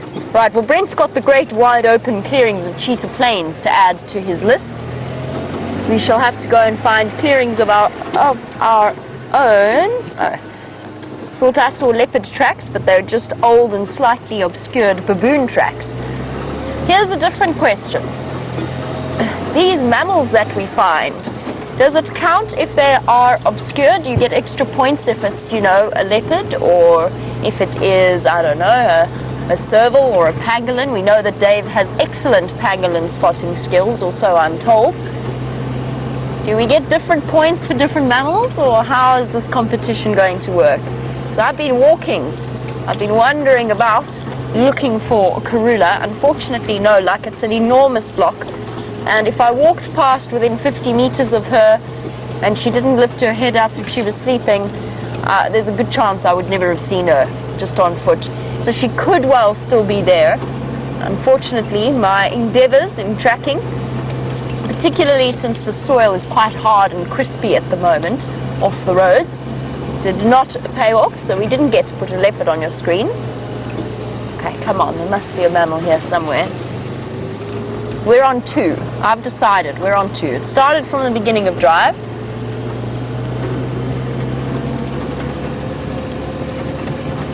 And apparently it is 1 point per mammal, not so no extra points for obscure mammals.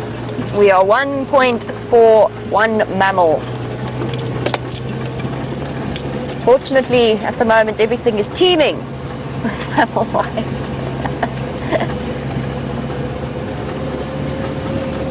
I feel pressurized. I feel like I need to cover enormous amounts of ground just to find you something. You know, of course, if I lose this, never going to hear the end of it. Although I did win the last mammal competition. I have not forgotten that. Just pipped Brent at the post.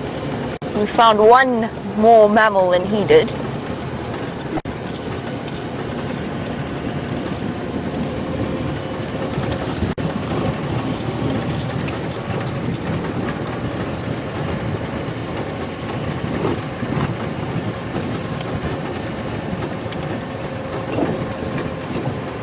And Lucy's read my mind.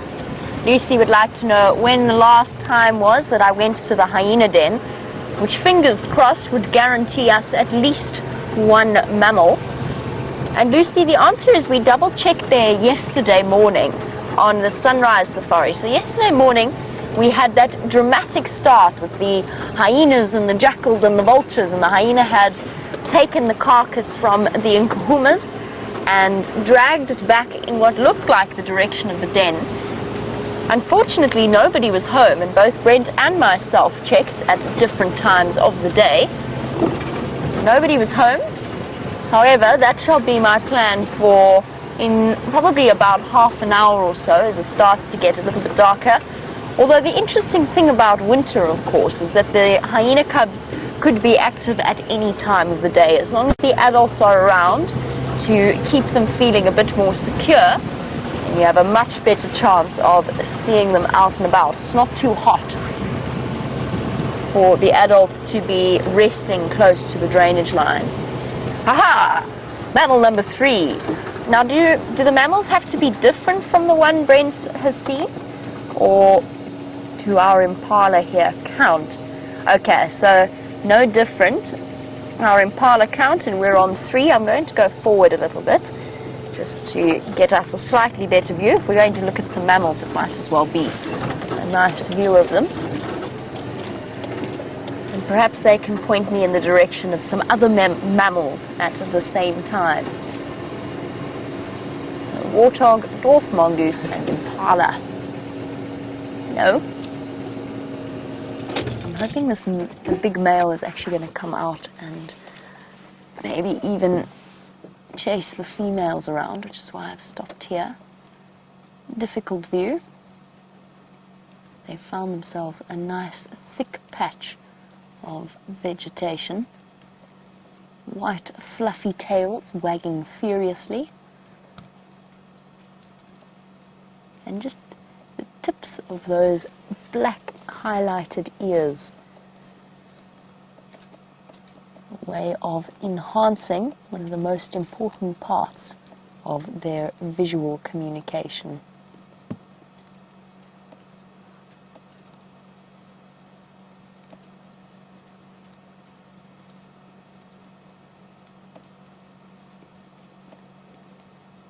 Amazing. This herd on Impala Road. Herds have specific home ranges, that they move about in, and we're very, very familiar with this particular impala herd. There's the gentleman at the back who has been guarding this harem furiously, and like all male impala, looking thoroughly the worse for the wear. I know it was tricky for you to see, but he's looking a bit battle-scarred. And I think as Wiem put it perfectly, he suggested yesterday about one of the male impala that it looks as though it had been in a bar fight. So they're all looking that way at the moment. Okay, our mammal number 3 is actually quite obscured in these bushes, and we shall have to continue on. No lingering today. We've got to cover ground. We'll find mammals. You'll have to stay tuned tomorrow because I have plotted my revenge competition. I don't know if it's a revenge competition. I love a good competition, but I have plotted a competition of my own, and I think I'll put that into practice tomorrow morning on the sunrise safari.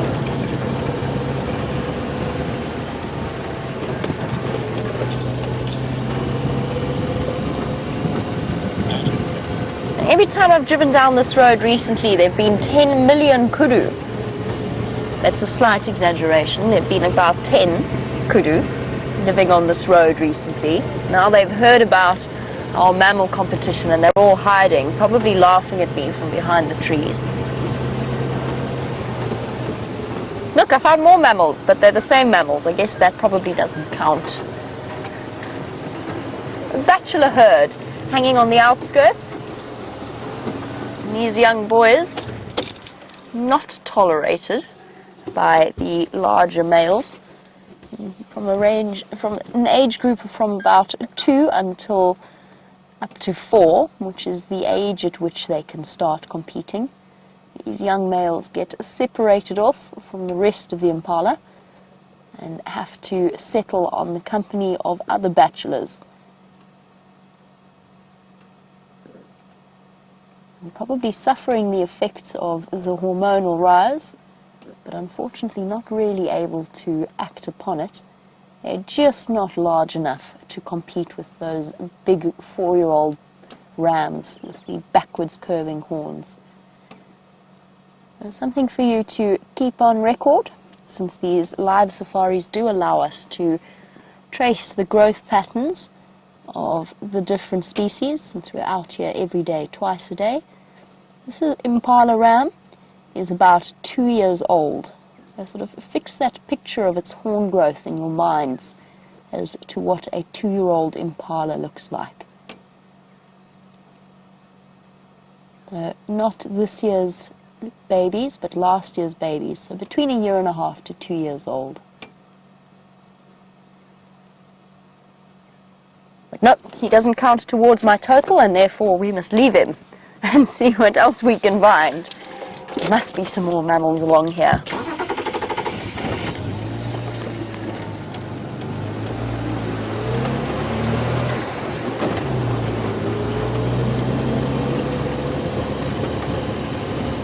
And then yes, we shall start heading towards the hyena den to see whether or not anybody's home, or if they have moved once again. They've been at that Aubrey's Road den for a long time now. I'm just waiting to see when they're going to decide to move off.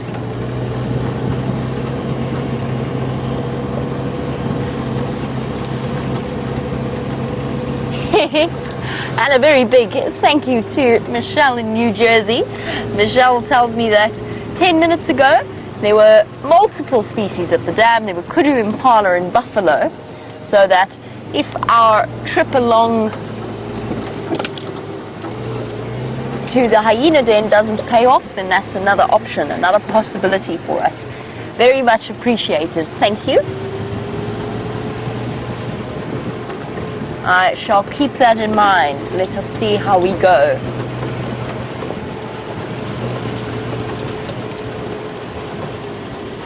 A bit of risk, I think, coming up along Sandy Patch, but let's give it a try.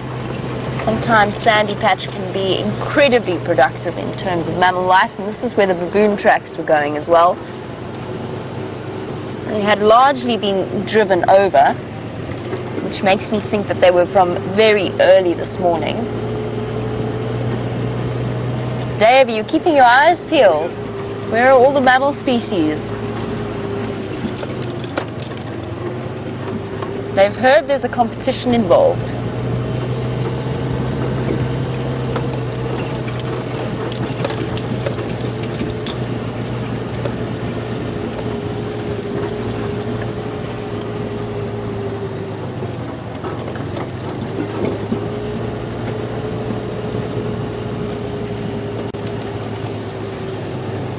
Now, apparently one of the animals that has put Brent in the lead, or one of the mammals that has put Brent in the lead, was a grey or a common duiker. And Aaron, you were wondering how far up into Africa the grey duiker or the common duiker spreads. Now, from what I can remember, it is, as its name suggests, one of the most widely spread of the duiker species, and it stretches right up into most of southern Africa, which includes Zimbabwe, Botswana, Namibia, Mozambique, and parts of Zambia as well. I'm just trying to remember if it extends all the way up into Kenya and Tanzania. The interesting thing about the duiker family is just how widely adaptable they are, first of all. It's one of the most widely spread, if you take the family of duikers, one of the most widely spread of, or widely distributed, of all of the antelope tribes. It's actually it's technically more correct to describe them as tribes rather than families. The duiker tribe extends exceptionally far north, right up into Africa, right up towards Ethiopia and those regions. But Aaron, I'm just trying to rack my brains. I actually was reading up on duikers very recently. I'm trying to bring up that picture of the distribution of the grey duiker in my head.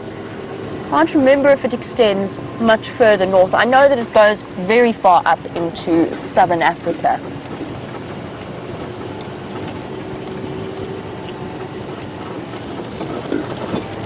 Dave, yes. Can I have some inside information? Sure. Where were those jackal this morning? I actually was on a boat. Oh, that doesn't help. I thought you were with Brent this morning. Sorry. Oh, mammal! I found a mammal. Oh, I found a really wonderful mammal. Hello, little one. You need to come say hello. Would have been a bit embarrassing if I... Run! Panic! Whoops. Would have been a bit embarrassing if I'd missed these mammals, mind you. I think that might have been our snared trunk female.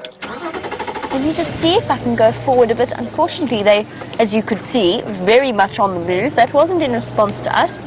They just want to be elsewhere. Hello, big girl. It is our snared trunk elephant. Hey, wonderful.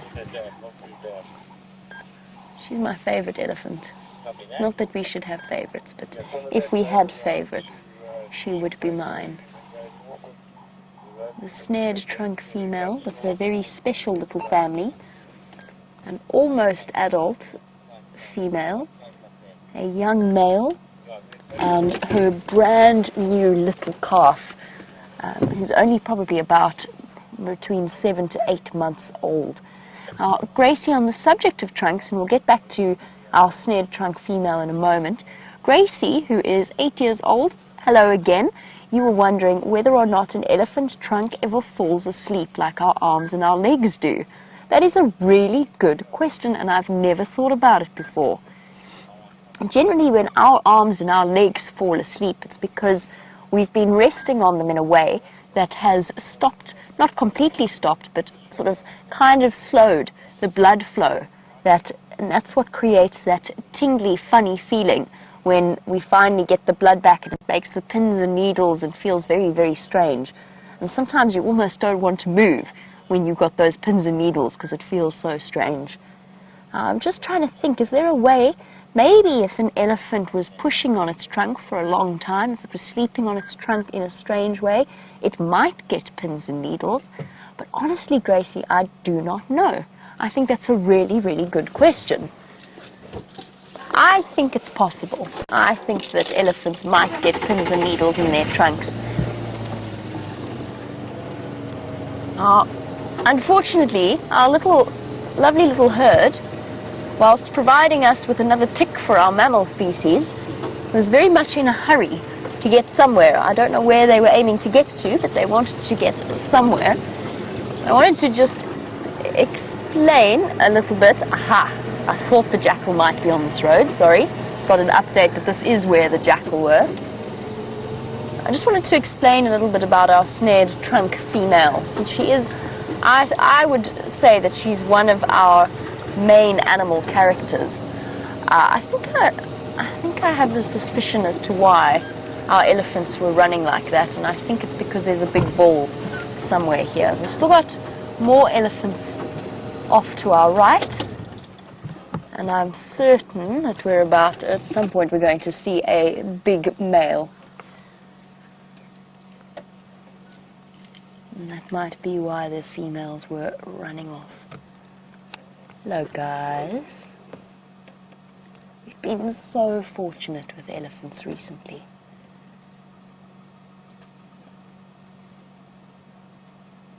This big female guarding the rear of the group, making sure that nobody gets up to any mischief.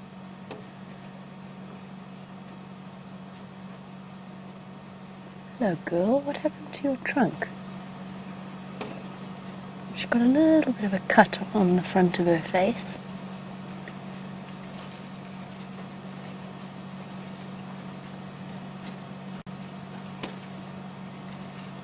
Love watching elephants on them. I'm not sure you could hear that. It's one of my favorite sounds in the whole wide world. Just that gentle rumble from deep within the chest of the animal that communicates right across to the rest of the herd and carries through the ground at times. Our elephants are capable of creating frequencies that are actually far lower than our ability to hear them. But in that case, she was communicating to probably the rest of the herd and also to the adult females in the front. So she'll be one of the older, more experienced females walking at the back. And she could be the matriarch. Sometimes the matriarch does choose to walk behind and let other females lead. Or she could be matriarch's sister or cousin, one of an older group of elephants that will guard the rear and let the matriarch move ahead. Very clearly on a mission. It does make me wonder if there's not a big male here somewhere.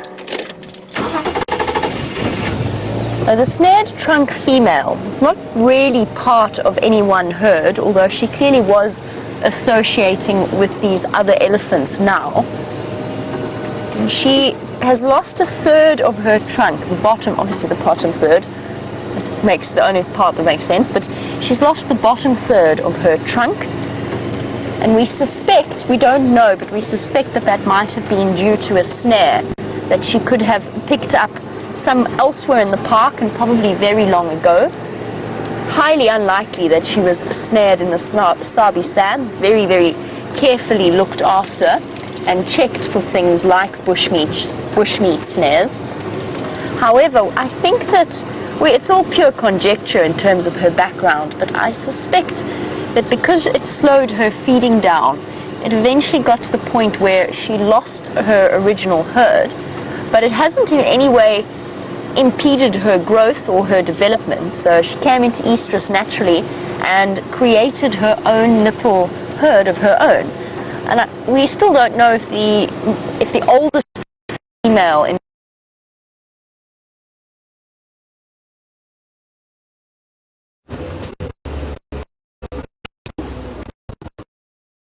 BM and I have been checking the far westures of Cheetah Plains, and it's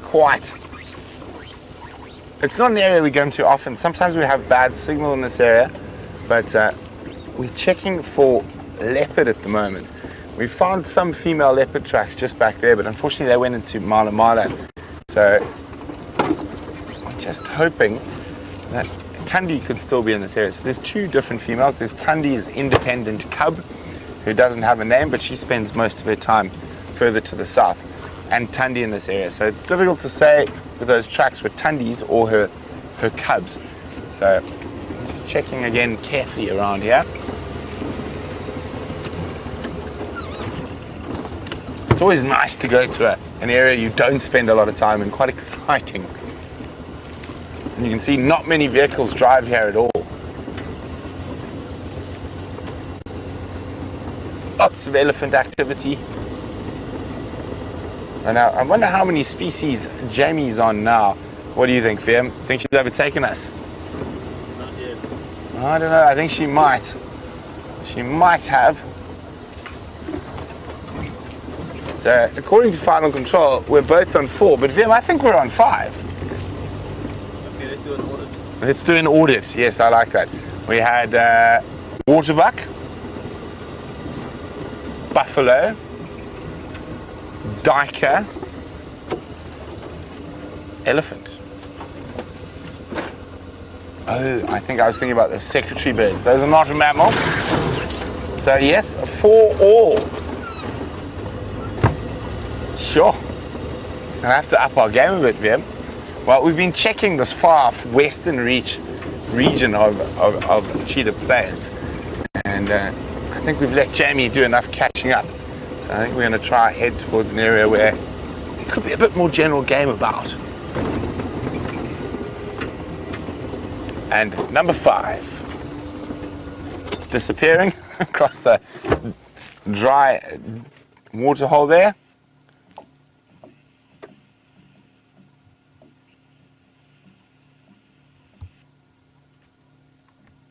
There we go. Male impala.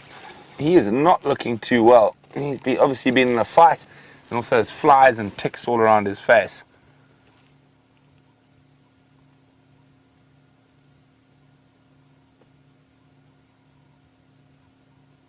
What did you hear or see, Mr. Impala? Or you're just being cautious? Just being cautious.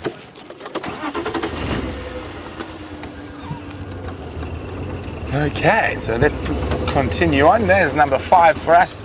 Then what do you think our next animal is going to be? A leopard. I love VM's optimism.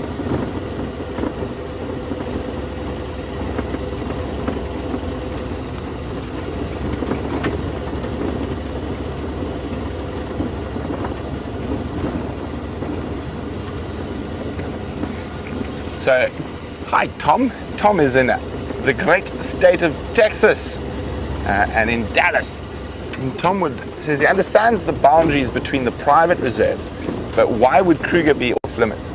Well, outside of the private concessions in Kruger and the public roads, there are vast swathes of land that are left completely undisturbed, with the odd management or fire break road through there, but no access to the public and to most of even the staff in the Kruger.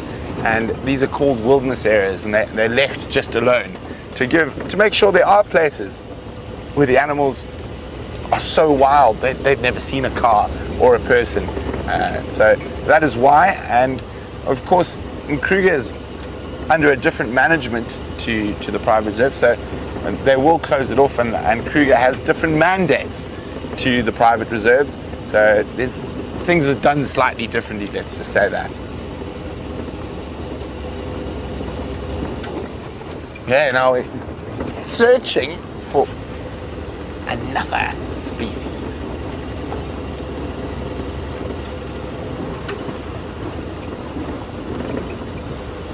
So, hello, James Bear.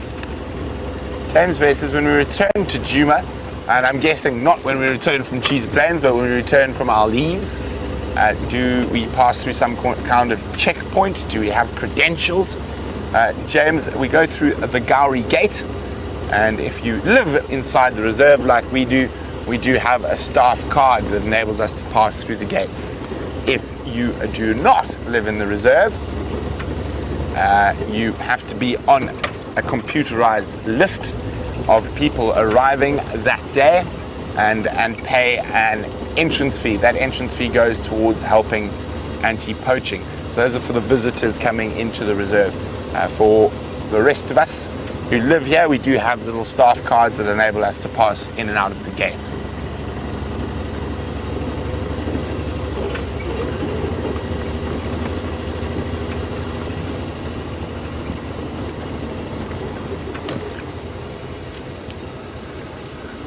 Well, hello, John Patrick, who's 10 years old and from Mississippi.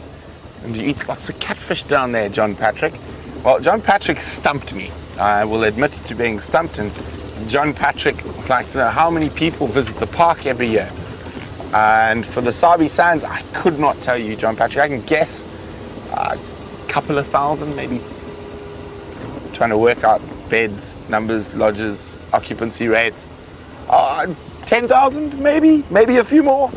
I think Kruger, I do know, gets 1.6 million visitors a year. That is incredible. 1.6 million people go to the Kruger National Park every year. Amazing.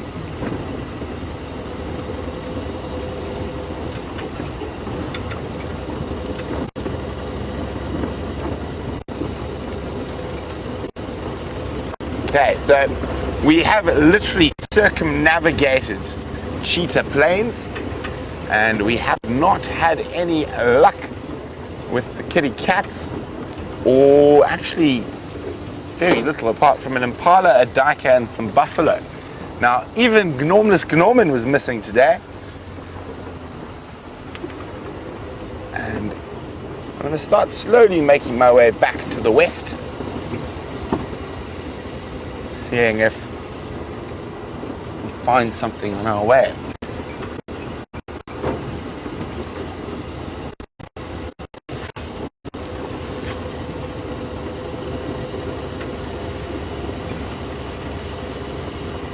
Always check for tracks at the junctions of roads.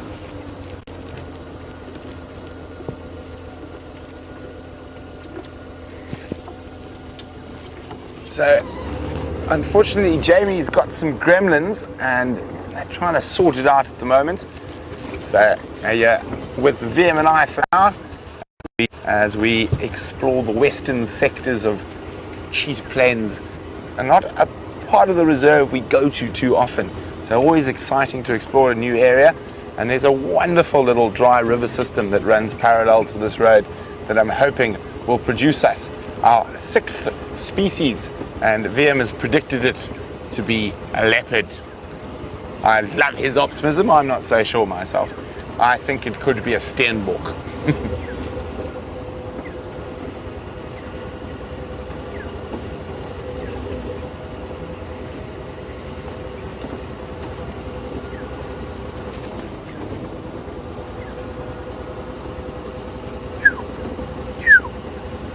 There's some long-tailed shrikes flying over.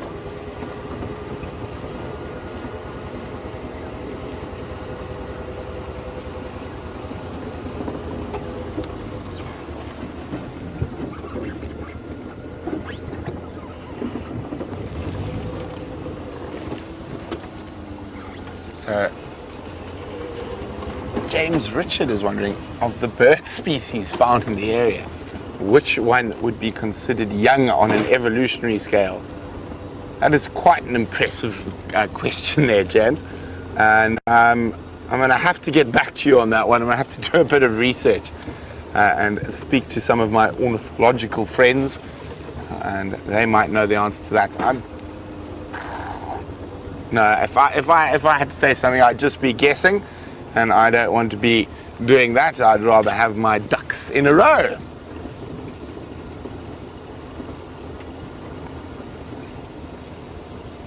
Maybe you guys out there can give me a hand. You have access to the interwebs, or the internet. So what of the bird families in Southern Africa would be considered the youngest? Now, James, I can't answer the birds, but I can answer the mammals.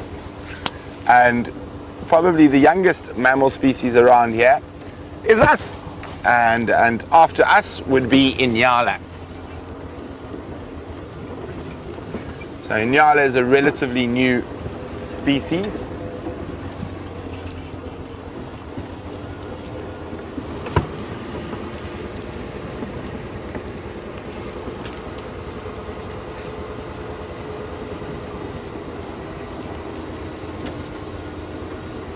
Okay, so we're going to check the opposite side of that dry water hole we saw that male impala in, just in case he wasn't being paranoid and there might have been something on the other side.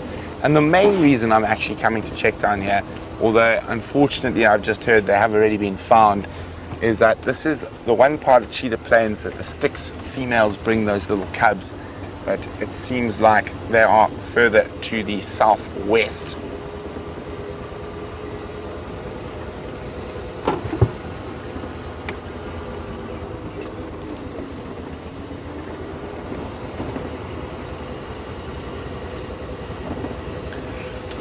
Hi, Ashley. Ashley is in Missouri.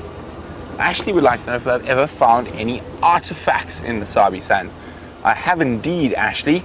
I found, actually Steph and I on bushwalk last week found the remnants of a grinding stone that would have been used to grind maize and sorghum and millet. And I found quite a lot of stone tools and pottery. Closer to the Sand River though, the stone tools and pottery. This area here would have traditionally been used very seasonally. So people would have moved up, depending on the time of the year, away from the permanent waters of the rivers to harvest marula fruits or ivory fruits or wood, or collect quartz or other rocks from the kopjes of this towards the Manyaleti. It wouldn't really have been any permanent habituation of people in this area up until about 100 years ago.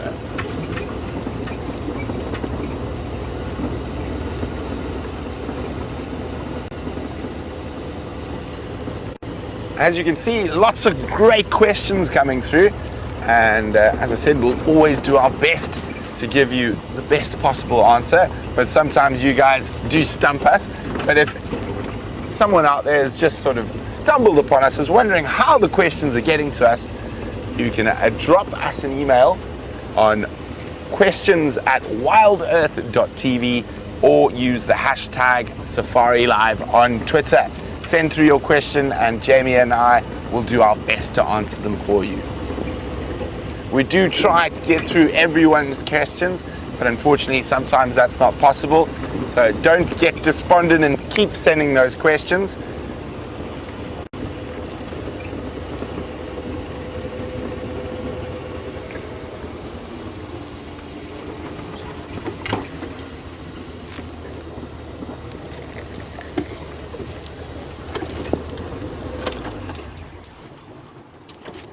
Hello, Donovan. Donovan is from Secunda, South Africa, and he's 8 years old. And Donovan's asked me a very interesting question. He'd like to know what is the fourth biggest cat species in the Greater Kruger National Park. We know number 1 is the lion, number 2 is the leopard, 3 is the cheetah. Even though the cheetah is taller than a leopard is heavier, therefore bigger. And number 4, Vim? Caracal? Yes, spot on. It is the caracal. So serval are taller than a caracal, but caracal are much heavier, much bigger animals. So a caracal is the 4th, serval is the 5th, and African wildcat is the 6th. And those are the 6 species of, cats that occur in the Greater Kruger National Park. Now, on the live drives, I think we've managed to get, between all of us, everyone except caracal. Caracal's missing. So hopefully during this dry season we'll be able to get you a caracal as well. But really great question, Donovan. And we've got the sun dipping below the western horizon.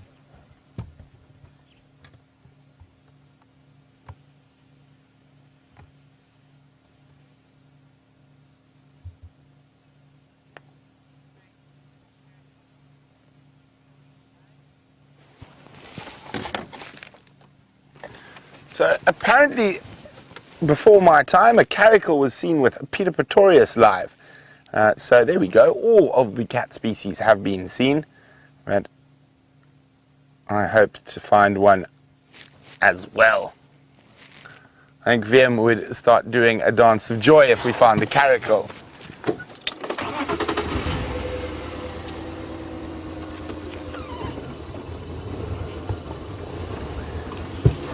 Hello, Lucy from South Bend, Indiana. Lucy would like to know, do animals change their behavior depending on the time of the year and how? Well, Lucy, it depends. Certain species, yes. Or actually all of them, yes. But very, very minimal. I mean, a lot of it's going to be focused on food and water. So, especially on a drought year, you're going to get a lot more stress, especially in animals like buffalo and elephant. They need lots of water and lots of food, and they tend to travel bigger distances between those two things.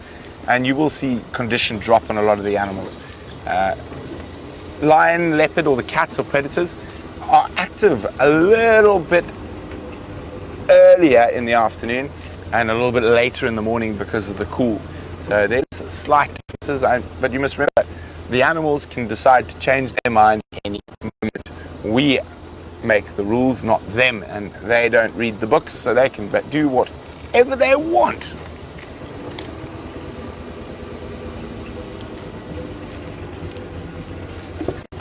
I was hoping we'd get something on the pan in front of the lodge at Cheetah Plains, but alas, a barren plain it is.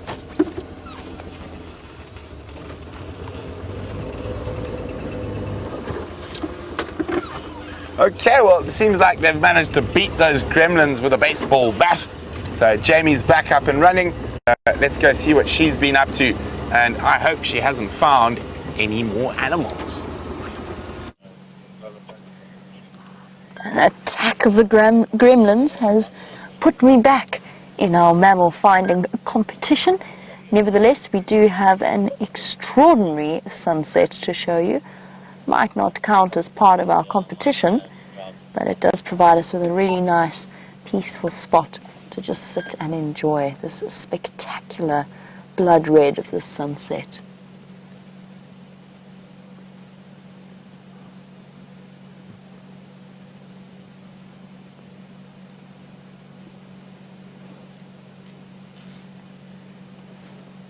Beautiful.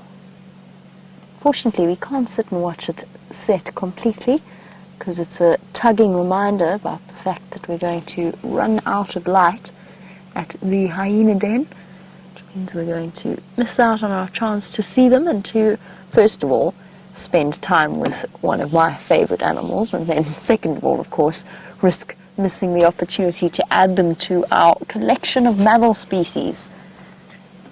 And now I've got sort of bright sun-themed spots in front of my eyes from looking at that spectacular sunset, bright purple spots every time I close them. But we're going to go and see if we can't add a spotted mammal to our mammal competition. Proving to be a tricky afternoon in terms of mammals. They're all playing hide and seek with us, with more hiding and much seeking and less finding.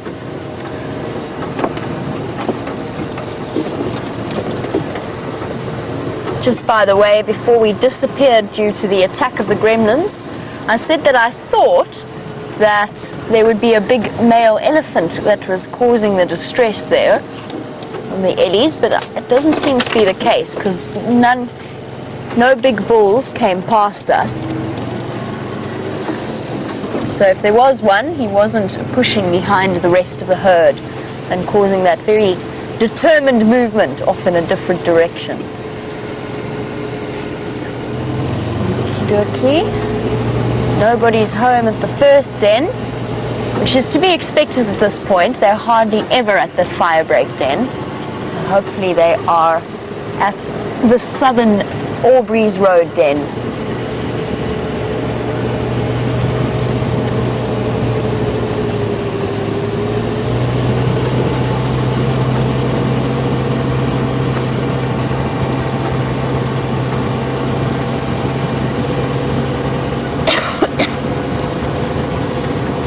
And if they're not, we might have to do a mad race down to the Djuma Dam just to help to add to our mammal collection for the afternoon. Oh wow, that's incredible. From the moment that sun dipped below the horizon, instantly felt that change in temperature suddenly become very nippy. Come on, little hyenas. Please be home.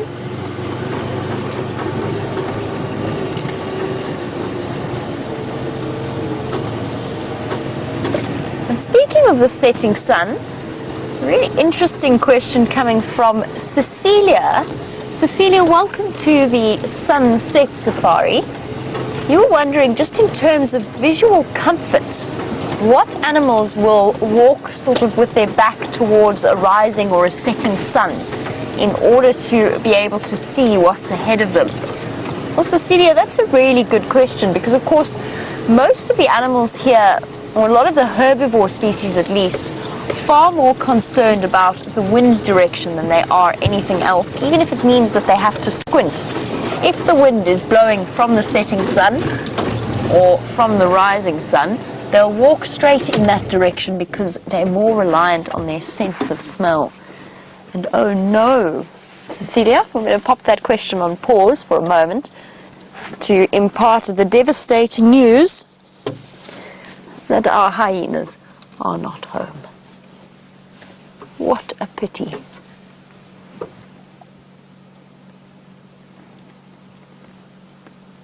Dear, oh dear. Nobody home at the Aubrey's Road Den. Oh no, Dave. Means we don't have one more mammal to add to our list. We'll have to keep going. But Cecilia's question is a really interesting one, because, as I said, the herbivores are more reliant on their sense of smell. So they're going to walk into the wind whenever possible so that they can smell a potential threat. The predators, on the other hand, they are a bit more visually based. What I mean by that is that, especially that hunting instinct triggered by movement more than anything else. So you could well find that there is a preference of leopards or lions to hunt in a way that they aren't blinded by the glare of the sun. You might even find that an animal might try to stalk from the sun towards a herbivore so as to utilize it as a masking technique in the hunt. Now, that's a distinct possibility. I'm relatively certain I've used that technique before when approaching certain animals on foot, but only when the wind direction is right. Otherwise, you might as well not bother, since they do have such an incredible sense of smell. Speaking of senses of smells, where did that come from?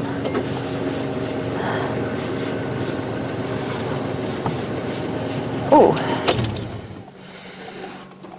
ugh, that's part of a carcass that's been brought back somewhere.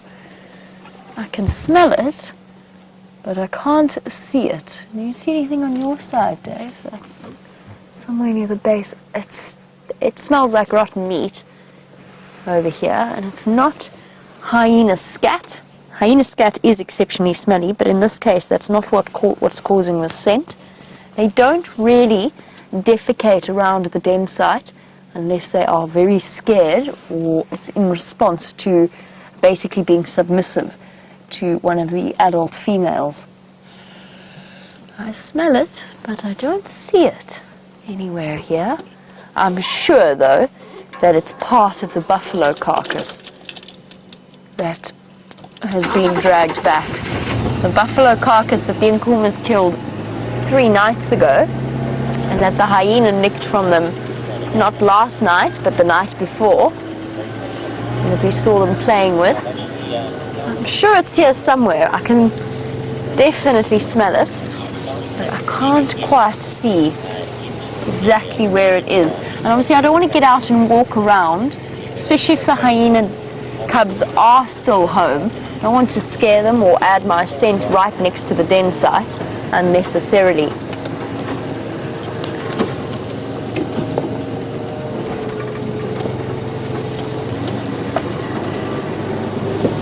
Oh no!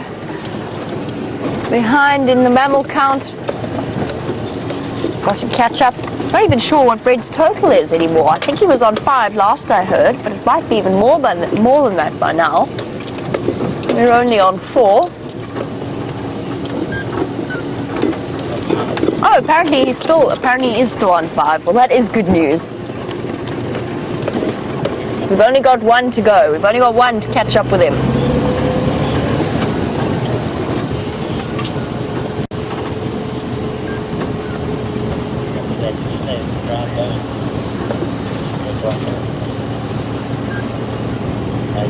And as the chill starts to set in, Debbie from Vancouver, good afternoon and always welcome to the Sunset Safari.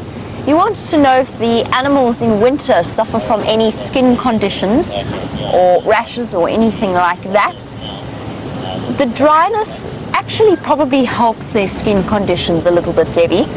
A lot of the animals, particularly in summer, the fungal infections and the mange infections can be particularly unpleasant for them. Buffalo, giraffe, they tend to be the ones that suffer most from those sorts of skin conditions, if we describe them as. But that's often because that warm, moist air is ideal for the propagation of the organisms, the microorganisms that cause those problems within them.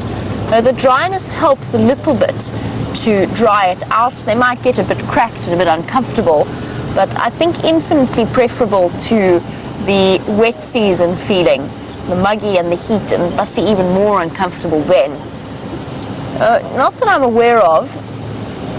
I suppose most of us are fortunate we don't suffer from chilblains as people, so I can't think of any skin conditions that any of us get more in the winter than in the summer. But it is a very good point. The conditions, the animals have to be so incredibly widely adaptable for the conditions out here. We're fortunate in that we don't have frozen winters, we don't have frost, we don't ever really dip far below 32 degrees Fahrenheit or 0 centigrade. But they still then have to cope with the extremes, like the summer that we had this previous summer was one of the hottest, in fact the hottest on record. I have never experienced a summer like that. Very, very regularly having temperatures well over 100 degrees Fahrenheit each and every single day. And even more unusually, because of the dryness, there was no relief in the form of thunderstorms or anything like that, or rain pouring down. It was one of the most extreme summers I've experienced. And then you add to that sudden shift towards winter and these frigid temperatures, or what feel like frigid temperatures to me. And there's not really a transition period in the South African seasons. We kind of go from winter to summer with a very minimal spring and autumn. And we don't really have the typical 4 seasons. It's more that we have a dry season and a wet season. And this year it's just been one massive dry season.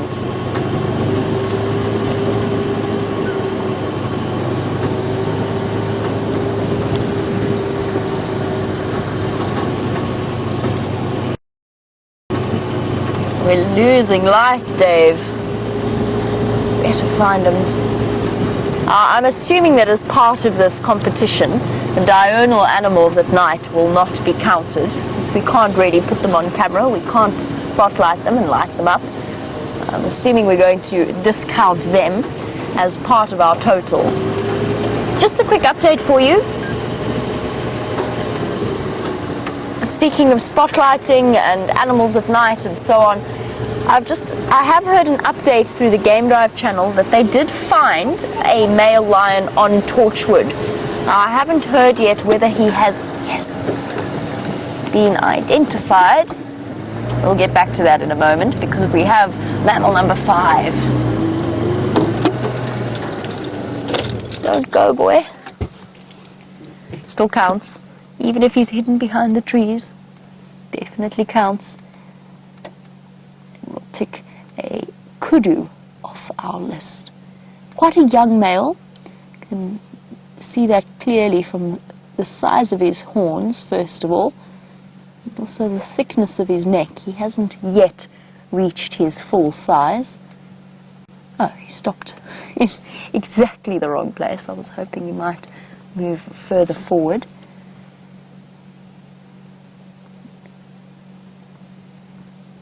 Belonging to my favorite tribe of antelope, the Traphelophagus antelope, consisting of the largest antelope in the world, the eland, and then right down to its smallest member of the tribe, which is the bushbuck.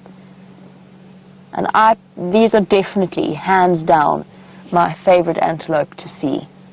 From the nyala to the kudu to the little really pretty and shy bushbuck. And then if you go further afield into Africa, not that you'll see them here, but the sitatunga, as well as the bongo. This is a dream of mine to see a bongo in the wild. I've only ever seen them in a zoo before. I'll have to travel much further north into Africa to fulfill that dream. I want to add to the collection of the Traphelophagus antelope that I have seen in the wild. And there goes one of its largest members. A kudu bull, still relatively young, moving off. Now, I don't know how many of you have ever seen a picture of, sorry, distraction. I don't know how many of you have ever seen a picture of a bongo before. They are the most incredible antelope. It's kind of like a nyala. Oh, there we go. Beautiful. Crossing back from the east, I can have any updates? He is beautiful. Starting to get that slightly darker color. And the chevron of white between his eyes. And then the horns, not quite even reaching 2 twirls yet.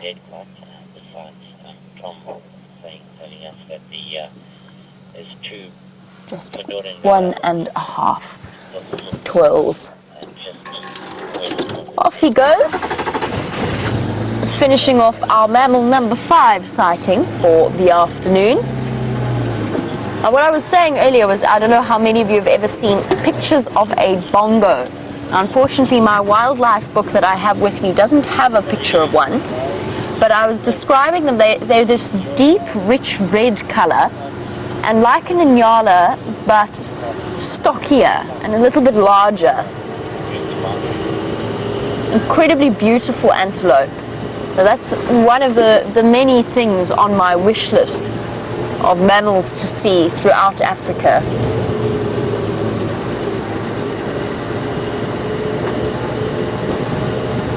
And apparently Brent has very kindly offered to show it to you on his iPad.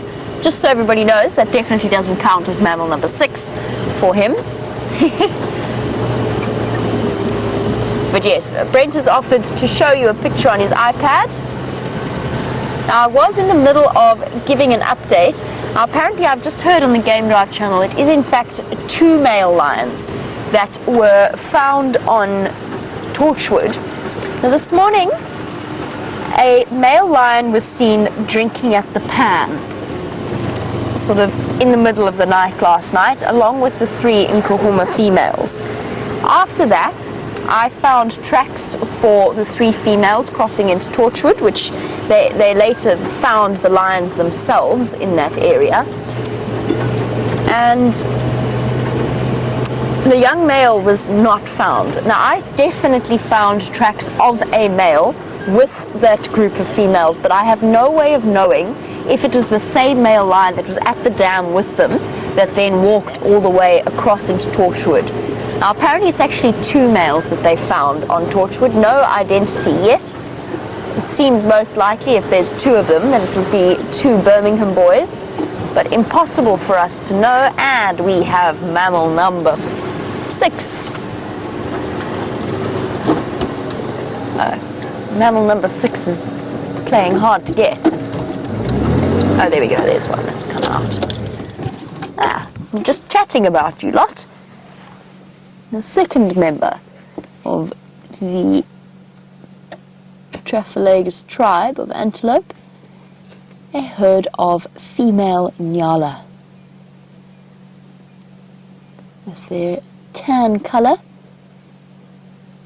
and actually relatively easily to distinguish from that kudu that we saw earlier, even if it is a female kudu without horns, that they have much more vivid striping on their coats, as well as spots that the kudu lack, and the kudu much larger than a nyala. I know that it's difficult to get a sense of scale through the screen, watching through the screen and through the camera. So if I could sort of roughly give you a height, kudu is about, first of all, it's about double the size of a nyala. A nyala is probably the height of a, what would be a good comparison? Great Dane, maybe?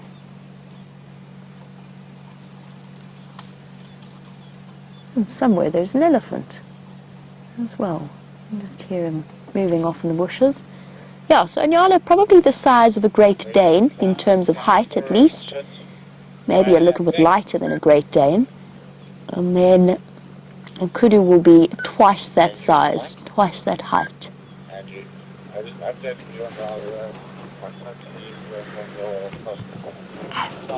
They are moving off, and we need to move off the road as well. We're stuck right in the middle of a main road, and there's somebody who would very much like to get past us. It gives me a chance to investigate the source of the noise. Not that it needs much investigating. I could hear branches breaking off behind us.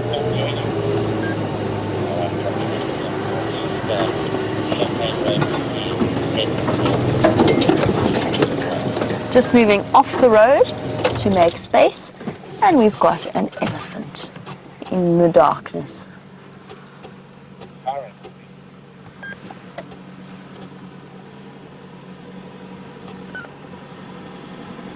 Looks like a young bull.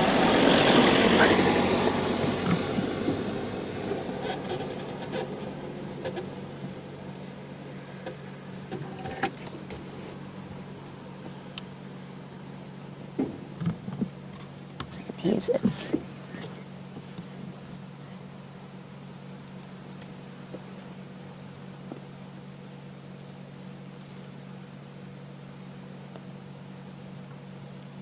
We have a wonderful question that's come through from Karen on the subject of elephants, and one which I have only recently learnt about. And Karen, you've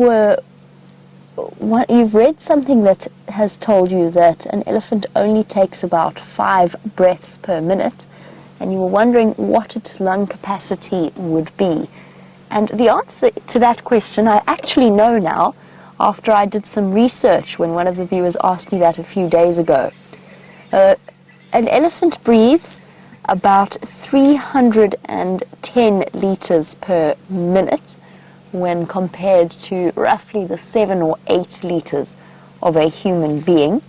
So if you divide that by 5 breaths, you will get a rough lung capacity. So 310 divided by 5 is roughly somewhere in the region of about 60 liters, probably between 50 to 70 liters.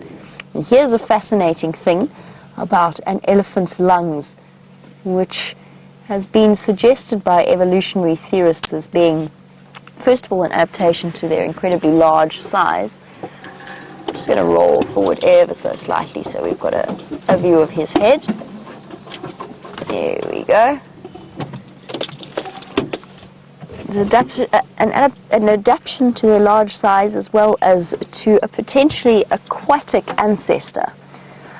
Most animals, most mammals, humans included, have what's known as the pleural space between the membrane of the lungs and the wall of the chest cavity. It's filled with pleural fluid, and that little bit of space just allows for cushioning of the lungs. Elephants do not have that lung capacity. And what that means is, not that lung capacity, that pleural space. What that means is that the walls of their lungs are attached directly to the walls of their chest cavity, and allows them to breathe even under high pressure situations. So that's why an elephant can fully submerge itself in water and still breathe through its trunk like a human being going snorkeling, despite its enormous size and the amount of pressure that is exerted on it in those situations. It's just one of the things that allows the elephant to compensate for basically having an enormous amount of lung within its body. And then that, combined with a massive heart, is what keeps it going. Part of a fully formed and very well adapted pulmonary circulatory system. Hey, beautiful boy, you couldn't be less concerned with how your breathing works or your heart works. You just want to munch on what actually looks like a raisin bush of some description. Beautiful in this afternoon light, but it is getting a little bit too dark. It's just very peaceful to spend time with elephants in the evening. Hello, boy.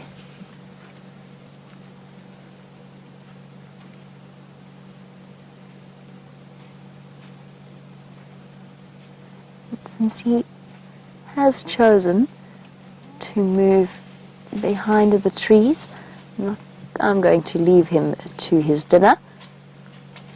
In the meantime, Brent has made his way back from cheetah clearing, so let's find out how he's feeling about being overtaken in his mammal competition.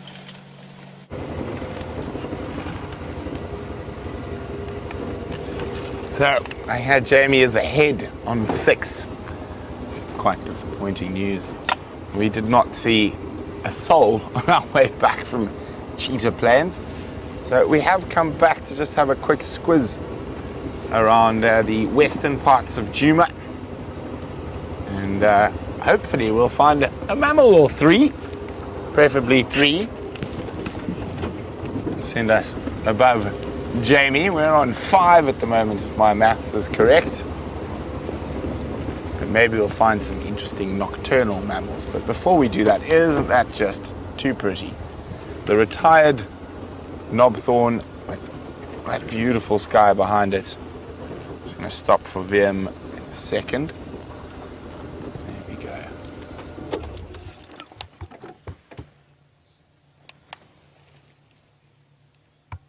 The quintessential African sunset shot. Now, one of the other reasons we're showing you this gorgeous skyline, you can see some lights in the distance outside of the reserve in the foothills of the Drakensberg Mountains there.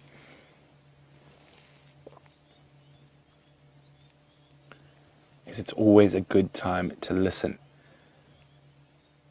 It's when the cats are going to start getting moving, and so they might disturb an impala, nyala, or kudu, or they might decide to vocalize.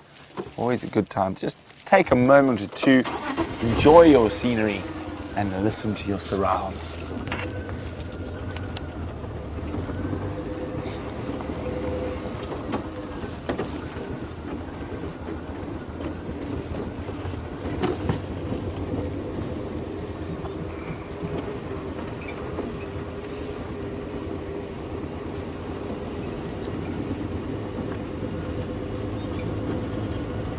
Almost that half light, but the spotlight's sort of needed, sort of not. Still can see quite a bit with our eyes, but we are on a time frame to get a few more mammal species. And of course, as it gets darker, that becomes more difficult.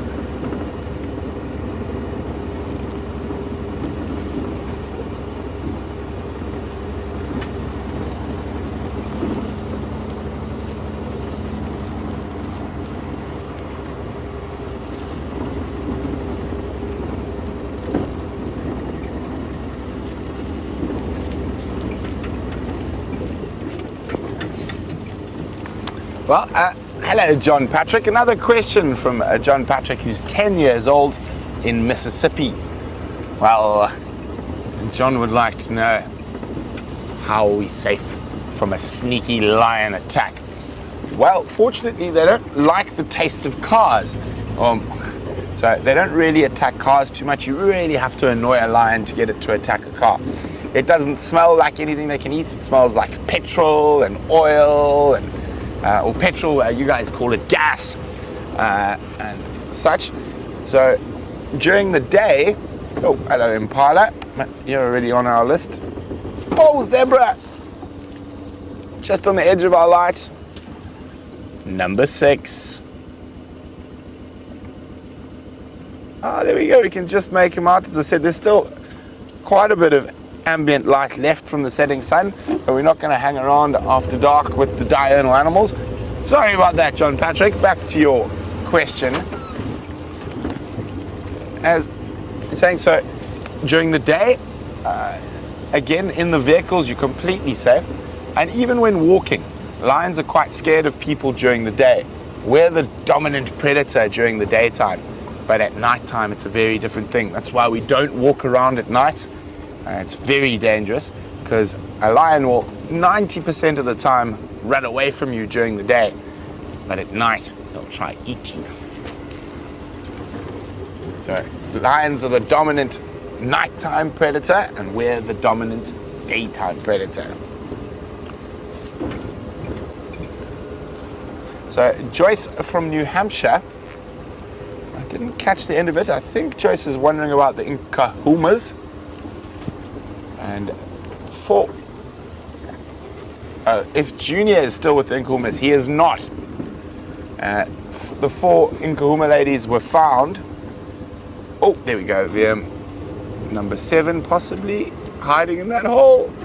Joyce, I will be back with you in a tiny bit. We've just found a bush baby in a hole. He's just ducked back into the hole. But if we sit quietly, he might pop his head up again. I'm just going to turn the light off for a second and see what happens. Now, that bush baby was about to come out of the hole. So that gives me the perfect opportunity to answer Joyce's question, whether Junior was still with the Nkuhuma ladies. He was not. The 4 ladies were found this morning on Torchwood without Junior. Now, the 5th lady is obviously still looking after those cubs, as she hasn't introduced to the pride just yet. And I've just heard 2 Birmingham boys have been found in Buffalo's Hook. So if Junior's got any brains at all, he'll be running for the hills. Now, what happens is if Junior wants to survive, he cannot hang around with his natal pride. The Birmingham boys will definitely make short work of him. Also, he's a big danger to those 3 new cubs, to that other Nkuhuma lioness. So he's a very big danger. So we don't really want him hanging about. He would definitely kill those cubs. Now, that bush baby is obviously playing peekaboo with us. It hasn't come back up. What do you think, Vim? Do we wait it out? Let's give it a minute. Let's give him a minute. Now, sometimes they have multiple holes. That is a perfect little bush baby nest.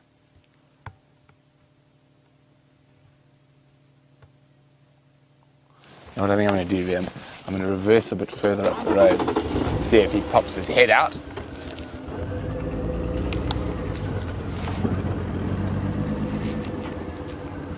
Okay. I think this should be good. So he's in that terminalia, which is a beautiful tree, one of my favorites out here. And they tend to prefer the sandy soils, and actually they are termite resistant. So used traditionally as fence posts and for building huts. Is that him there? No. Shame. I think he's feeling a bit scared. So we'll have to try find another one. Let's just have one last gander as we go past.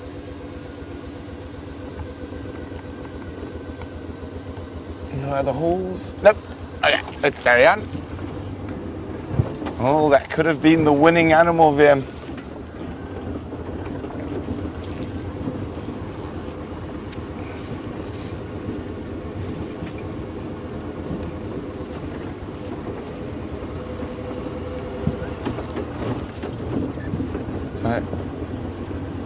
We spent a lot of time in this area on the sunrise safari looking for Karula. She's somewhere in here, but there's quite a nice little creek system in there. Great place to leave the cubs. Maybe she will leave them there while she heads off hunting. Again,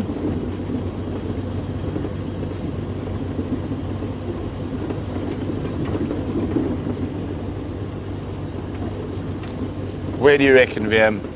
Zoe's or Rebecca's? Zoe's. VM's feeling like a serval. And we do see serval and sign of serval quite often on Zoe's road.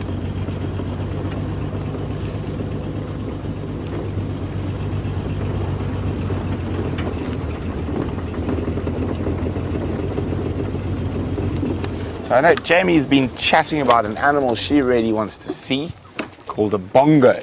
Now a bongo is a traffa-legged, so it's related to kudu and nyala, and there are two types of bongo in Africa.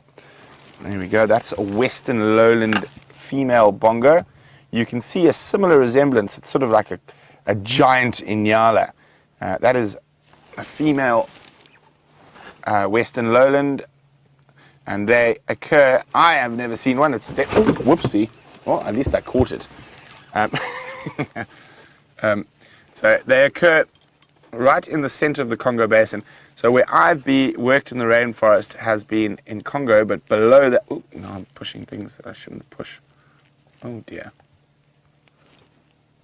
There we go, okay. And so there we go.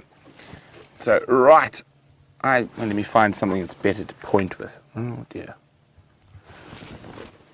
Anyway, so I was right below that red line in the Congo and to the left of the red area in Gabon. So that is the western lowland bongo. Then there is the eastern mountain bongo, which is really rare and really endangered and lives in a bit of remnant forest in Kenya. So really strange, in a mountain range called the Aberdares. And I just want to show you one more picture of a bongo, a male bongo. Where's a nice, there we go. You can see quite a bit darker and look, massive horns. I mean, they can weigh 350 kilograms, a massive animal. And definitely something that's on both Jamie and my bucket lists. But speaking of Jamie, let's hope she's not finding any animals, and hopefully we'll be back with an animal shortly. As we race towards the finish line, that is the end of the sunset safari. And unfortunately, no, I haven't found another mammal. When we are searching high and low, could we pip Brent at the post, desperately looking for one of the mysterious small and nocturnal creatures. Dave would very much like to see a genet. We had a wonderful genet sighting the other night on our way home from Cheetah Plains. And I'm actually returning, I can't quite get to the general area of where we saw it, but I'm trying to, in the vague hope that if we keep our fingers crossed, we might just get to see one. And unfortunately, our signal's too shaky, we have to go back.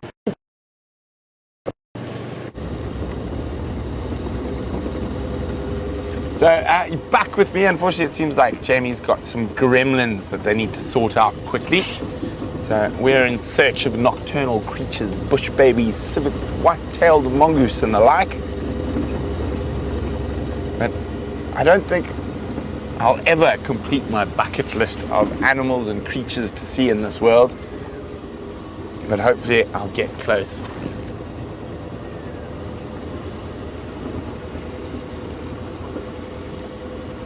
Unfortunately, bongos tend to live in countries that are not the most stable at the moment. One of the best places to see bongos is the Central African Republic, which is heavily unstable at the moment. Not somewhere you really want to travel to.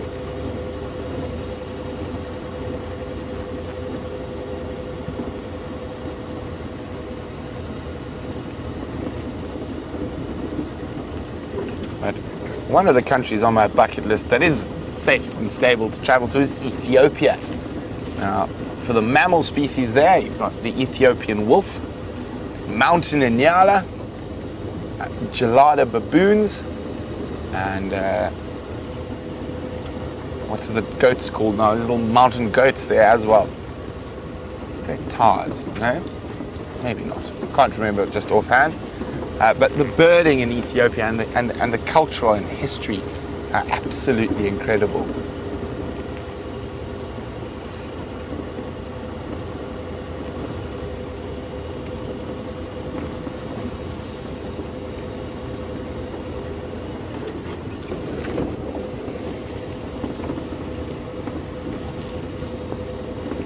Come on, animals, where are you hiding?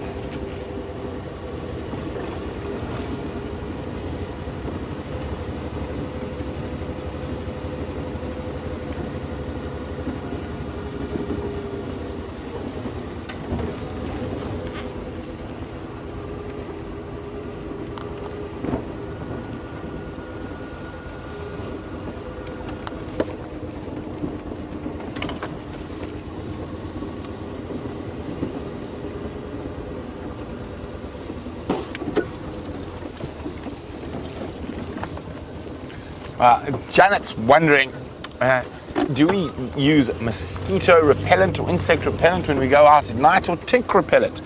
Well, fortunately, the ticks we only really get when we're walking.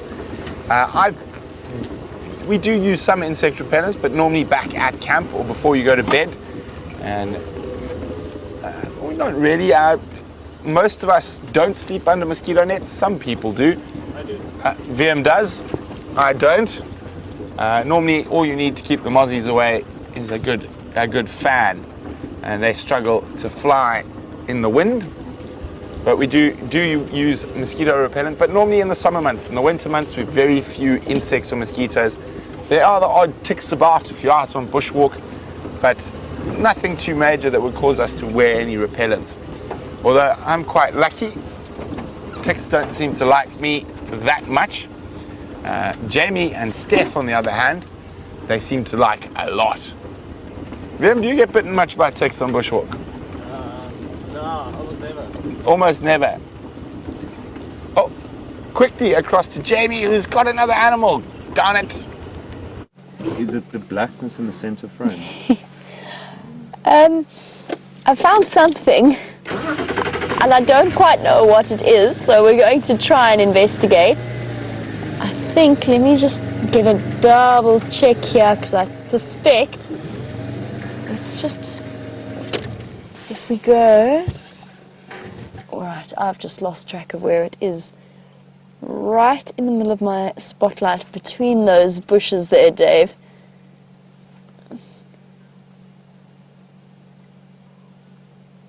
Oh, is there a scrub hare there? In front. Is that a No, it looks like a scrub hare, but that's not what I'm looking at, actually. That's a log. I think what I have is a sleeping duiker at the back. Now, we're not going to shine our light on it anymore, because I strongly suspect that it is a duiker. And I've learnt my lesson from the last time this happened. We're not going to linger for too long. If it were a nocturnal animal, it wouldn't have been so still, I think. And also the eyes are slightly sideways facing, which makes me think immediately some kind of an antelope. And there's two, and it is indeed two little sleeping duiker.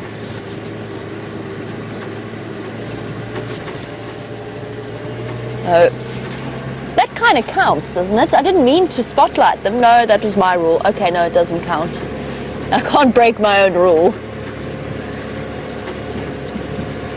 I kept the spotlight on them for a minimal period of time, so they won't be in any way suffering the ill effects of the spotlight. But what we don't do is we don't prolong any exposure to the bright light of the spotlight on diurnal animals, daytime animals, just because it interferes a little bit with their night vision. Just like when I was sitting watching the sunset and I said to you that I've got bright spots in front of my eyes, the same applies for our diurnal creatures out here. We don't spotlight them. And it's an interesting thing. Next time you watch a documentary and there's a lion hunt or a leopard hunt at night, just have a look. Not that all documentaries do this, and there's some very, very ethical documentary makers, but just have a look next time you watch a documentary and see, as that animal is hunting, whether or not there are lights being shone on the antelope or whatever it is that they are hunting. If they're sneaking up on them. And then you can draw your own conclusions from there. We, as you know, take an absolute stance that we interfere as little as possible.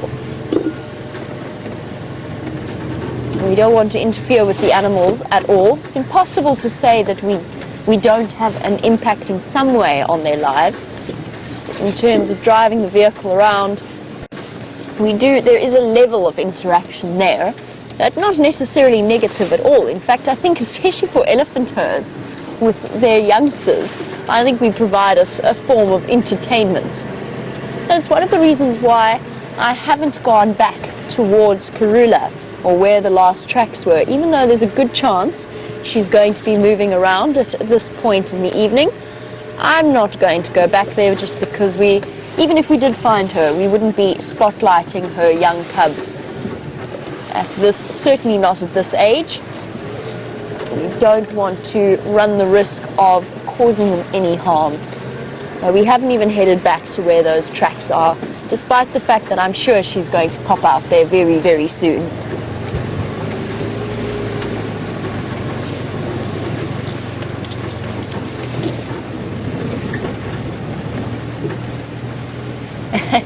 And Magalo, you were wondering, because you've just started watching and we spotted those two little antelopes sleeping behind the bush.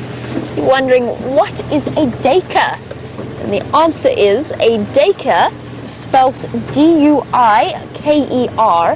is a type of small antelope. It's one of the dwarf antelope species. A very, very tiny little antelope that we very commonly see here. It's grey in colour. It's roughly the size of I'm trying to think of a good example of a breed of dog that would be a comparison. About the size, or just Irish Terrier is a little bit too big. A very small Irish Terrier might be a good description, or a very large Fox Terrier, something along those lines, one of the longer-legged terrier groups. A small little antelope. The name duiker means diver in Afrikaans, and it's descriptive of the way in which a duiker runs from predators and dives into the bushes to try and hide away. That's where the name duiker comes from. That is a common or a grey duiker that we have in this area. We also in South Africa get the red and the blue duiker, but we don't see them in this particular area.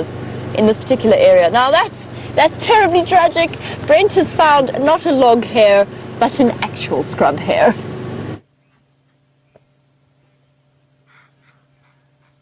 There we go. And I think we're all tied now. Little scrub hare. Hop, hop, hop. Out on the open areas of quarantine, grazing away. Not going to leave the light on them for too long. There we go. Oh, see how alert they are. Look at those ears moving constantly to try to pick up on any danger. But let's leave him be. Shame little one. So I think it's all tied. I'm not sure. All tied up. And let's see if we can find another nocturnal beastie to show you before the end of the show.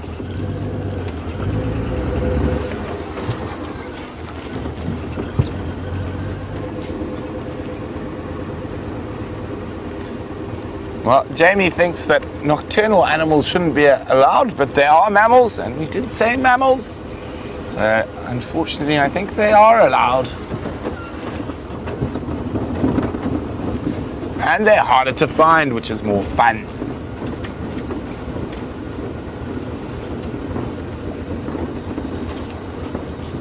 Let's go have a quick squiz down around the Djuma Dam cam.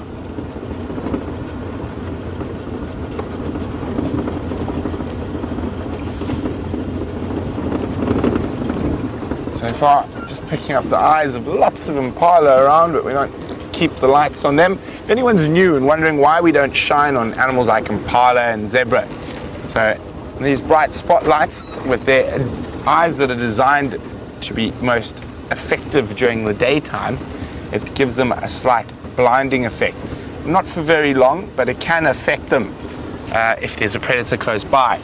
Whether it's a predator's eyes or nocturnal animal's eyes are very different, so they don't have that same effect when you use the spotlights on them. And that's why we don't shine our lights on the daytime animals. Oh, bushbuck! Ha ha! A bushbuck ran across the road. We saw it. But there we go. I think that keeps us safe for this evening. But I think maybe we'll continue on this mammal challenge on tomorrow's sunrise safari. But it's been wonderful having you with us, and what an incredible secretary bird sighting. Definitely one of the better ones I've had in the last 5 or 6 years, and it was wonderful to be able to share that with you. But we're going to head home. Hopefully there's a big roaring fire to curl up next to. Definitely regretting wearing short pants on tonight's sunset safari. But, oh, there's some impala running past. But we will see you in a few short hours for the sunrise safari. And James Henry will be back tomorrow to enthrall you and entertain you. And it'll be nice to have him back in camp. But for the last few minutes of drive, let's go see what Jamie's up to. Diurnal animals count, huh? Yeah, well, there we go.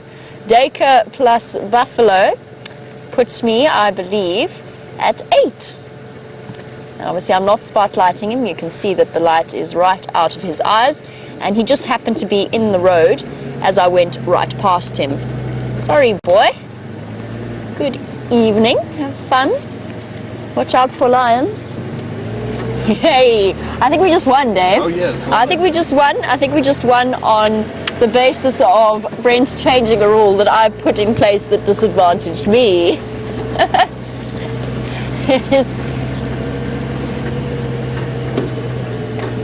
Oh, apparently it is 8-all. It is 8-all. It is a tie, ladies and gentlemen. This evening, despite our best efforts, Brent and I have come out with an even total of the number of mammals that we have seen on this, what I would describe as a relatively quiet but thoroughly enjoyable afternoon safari.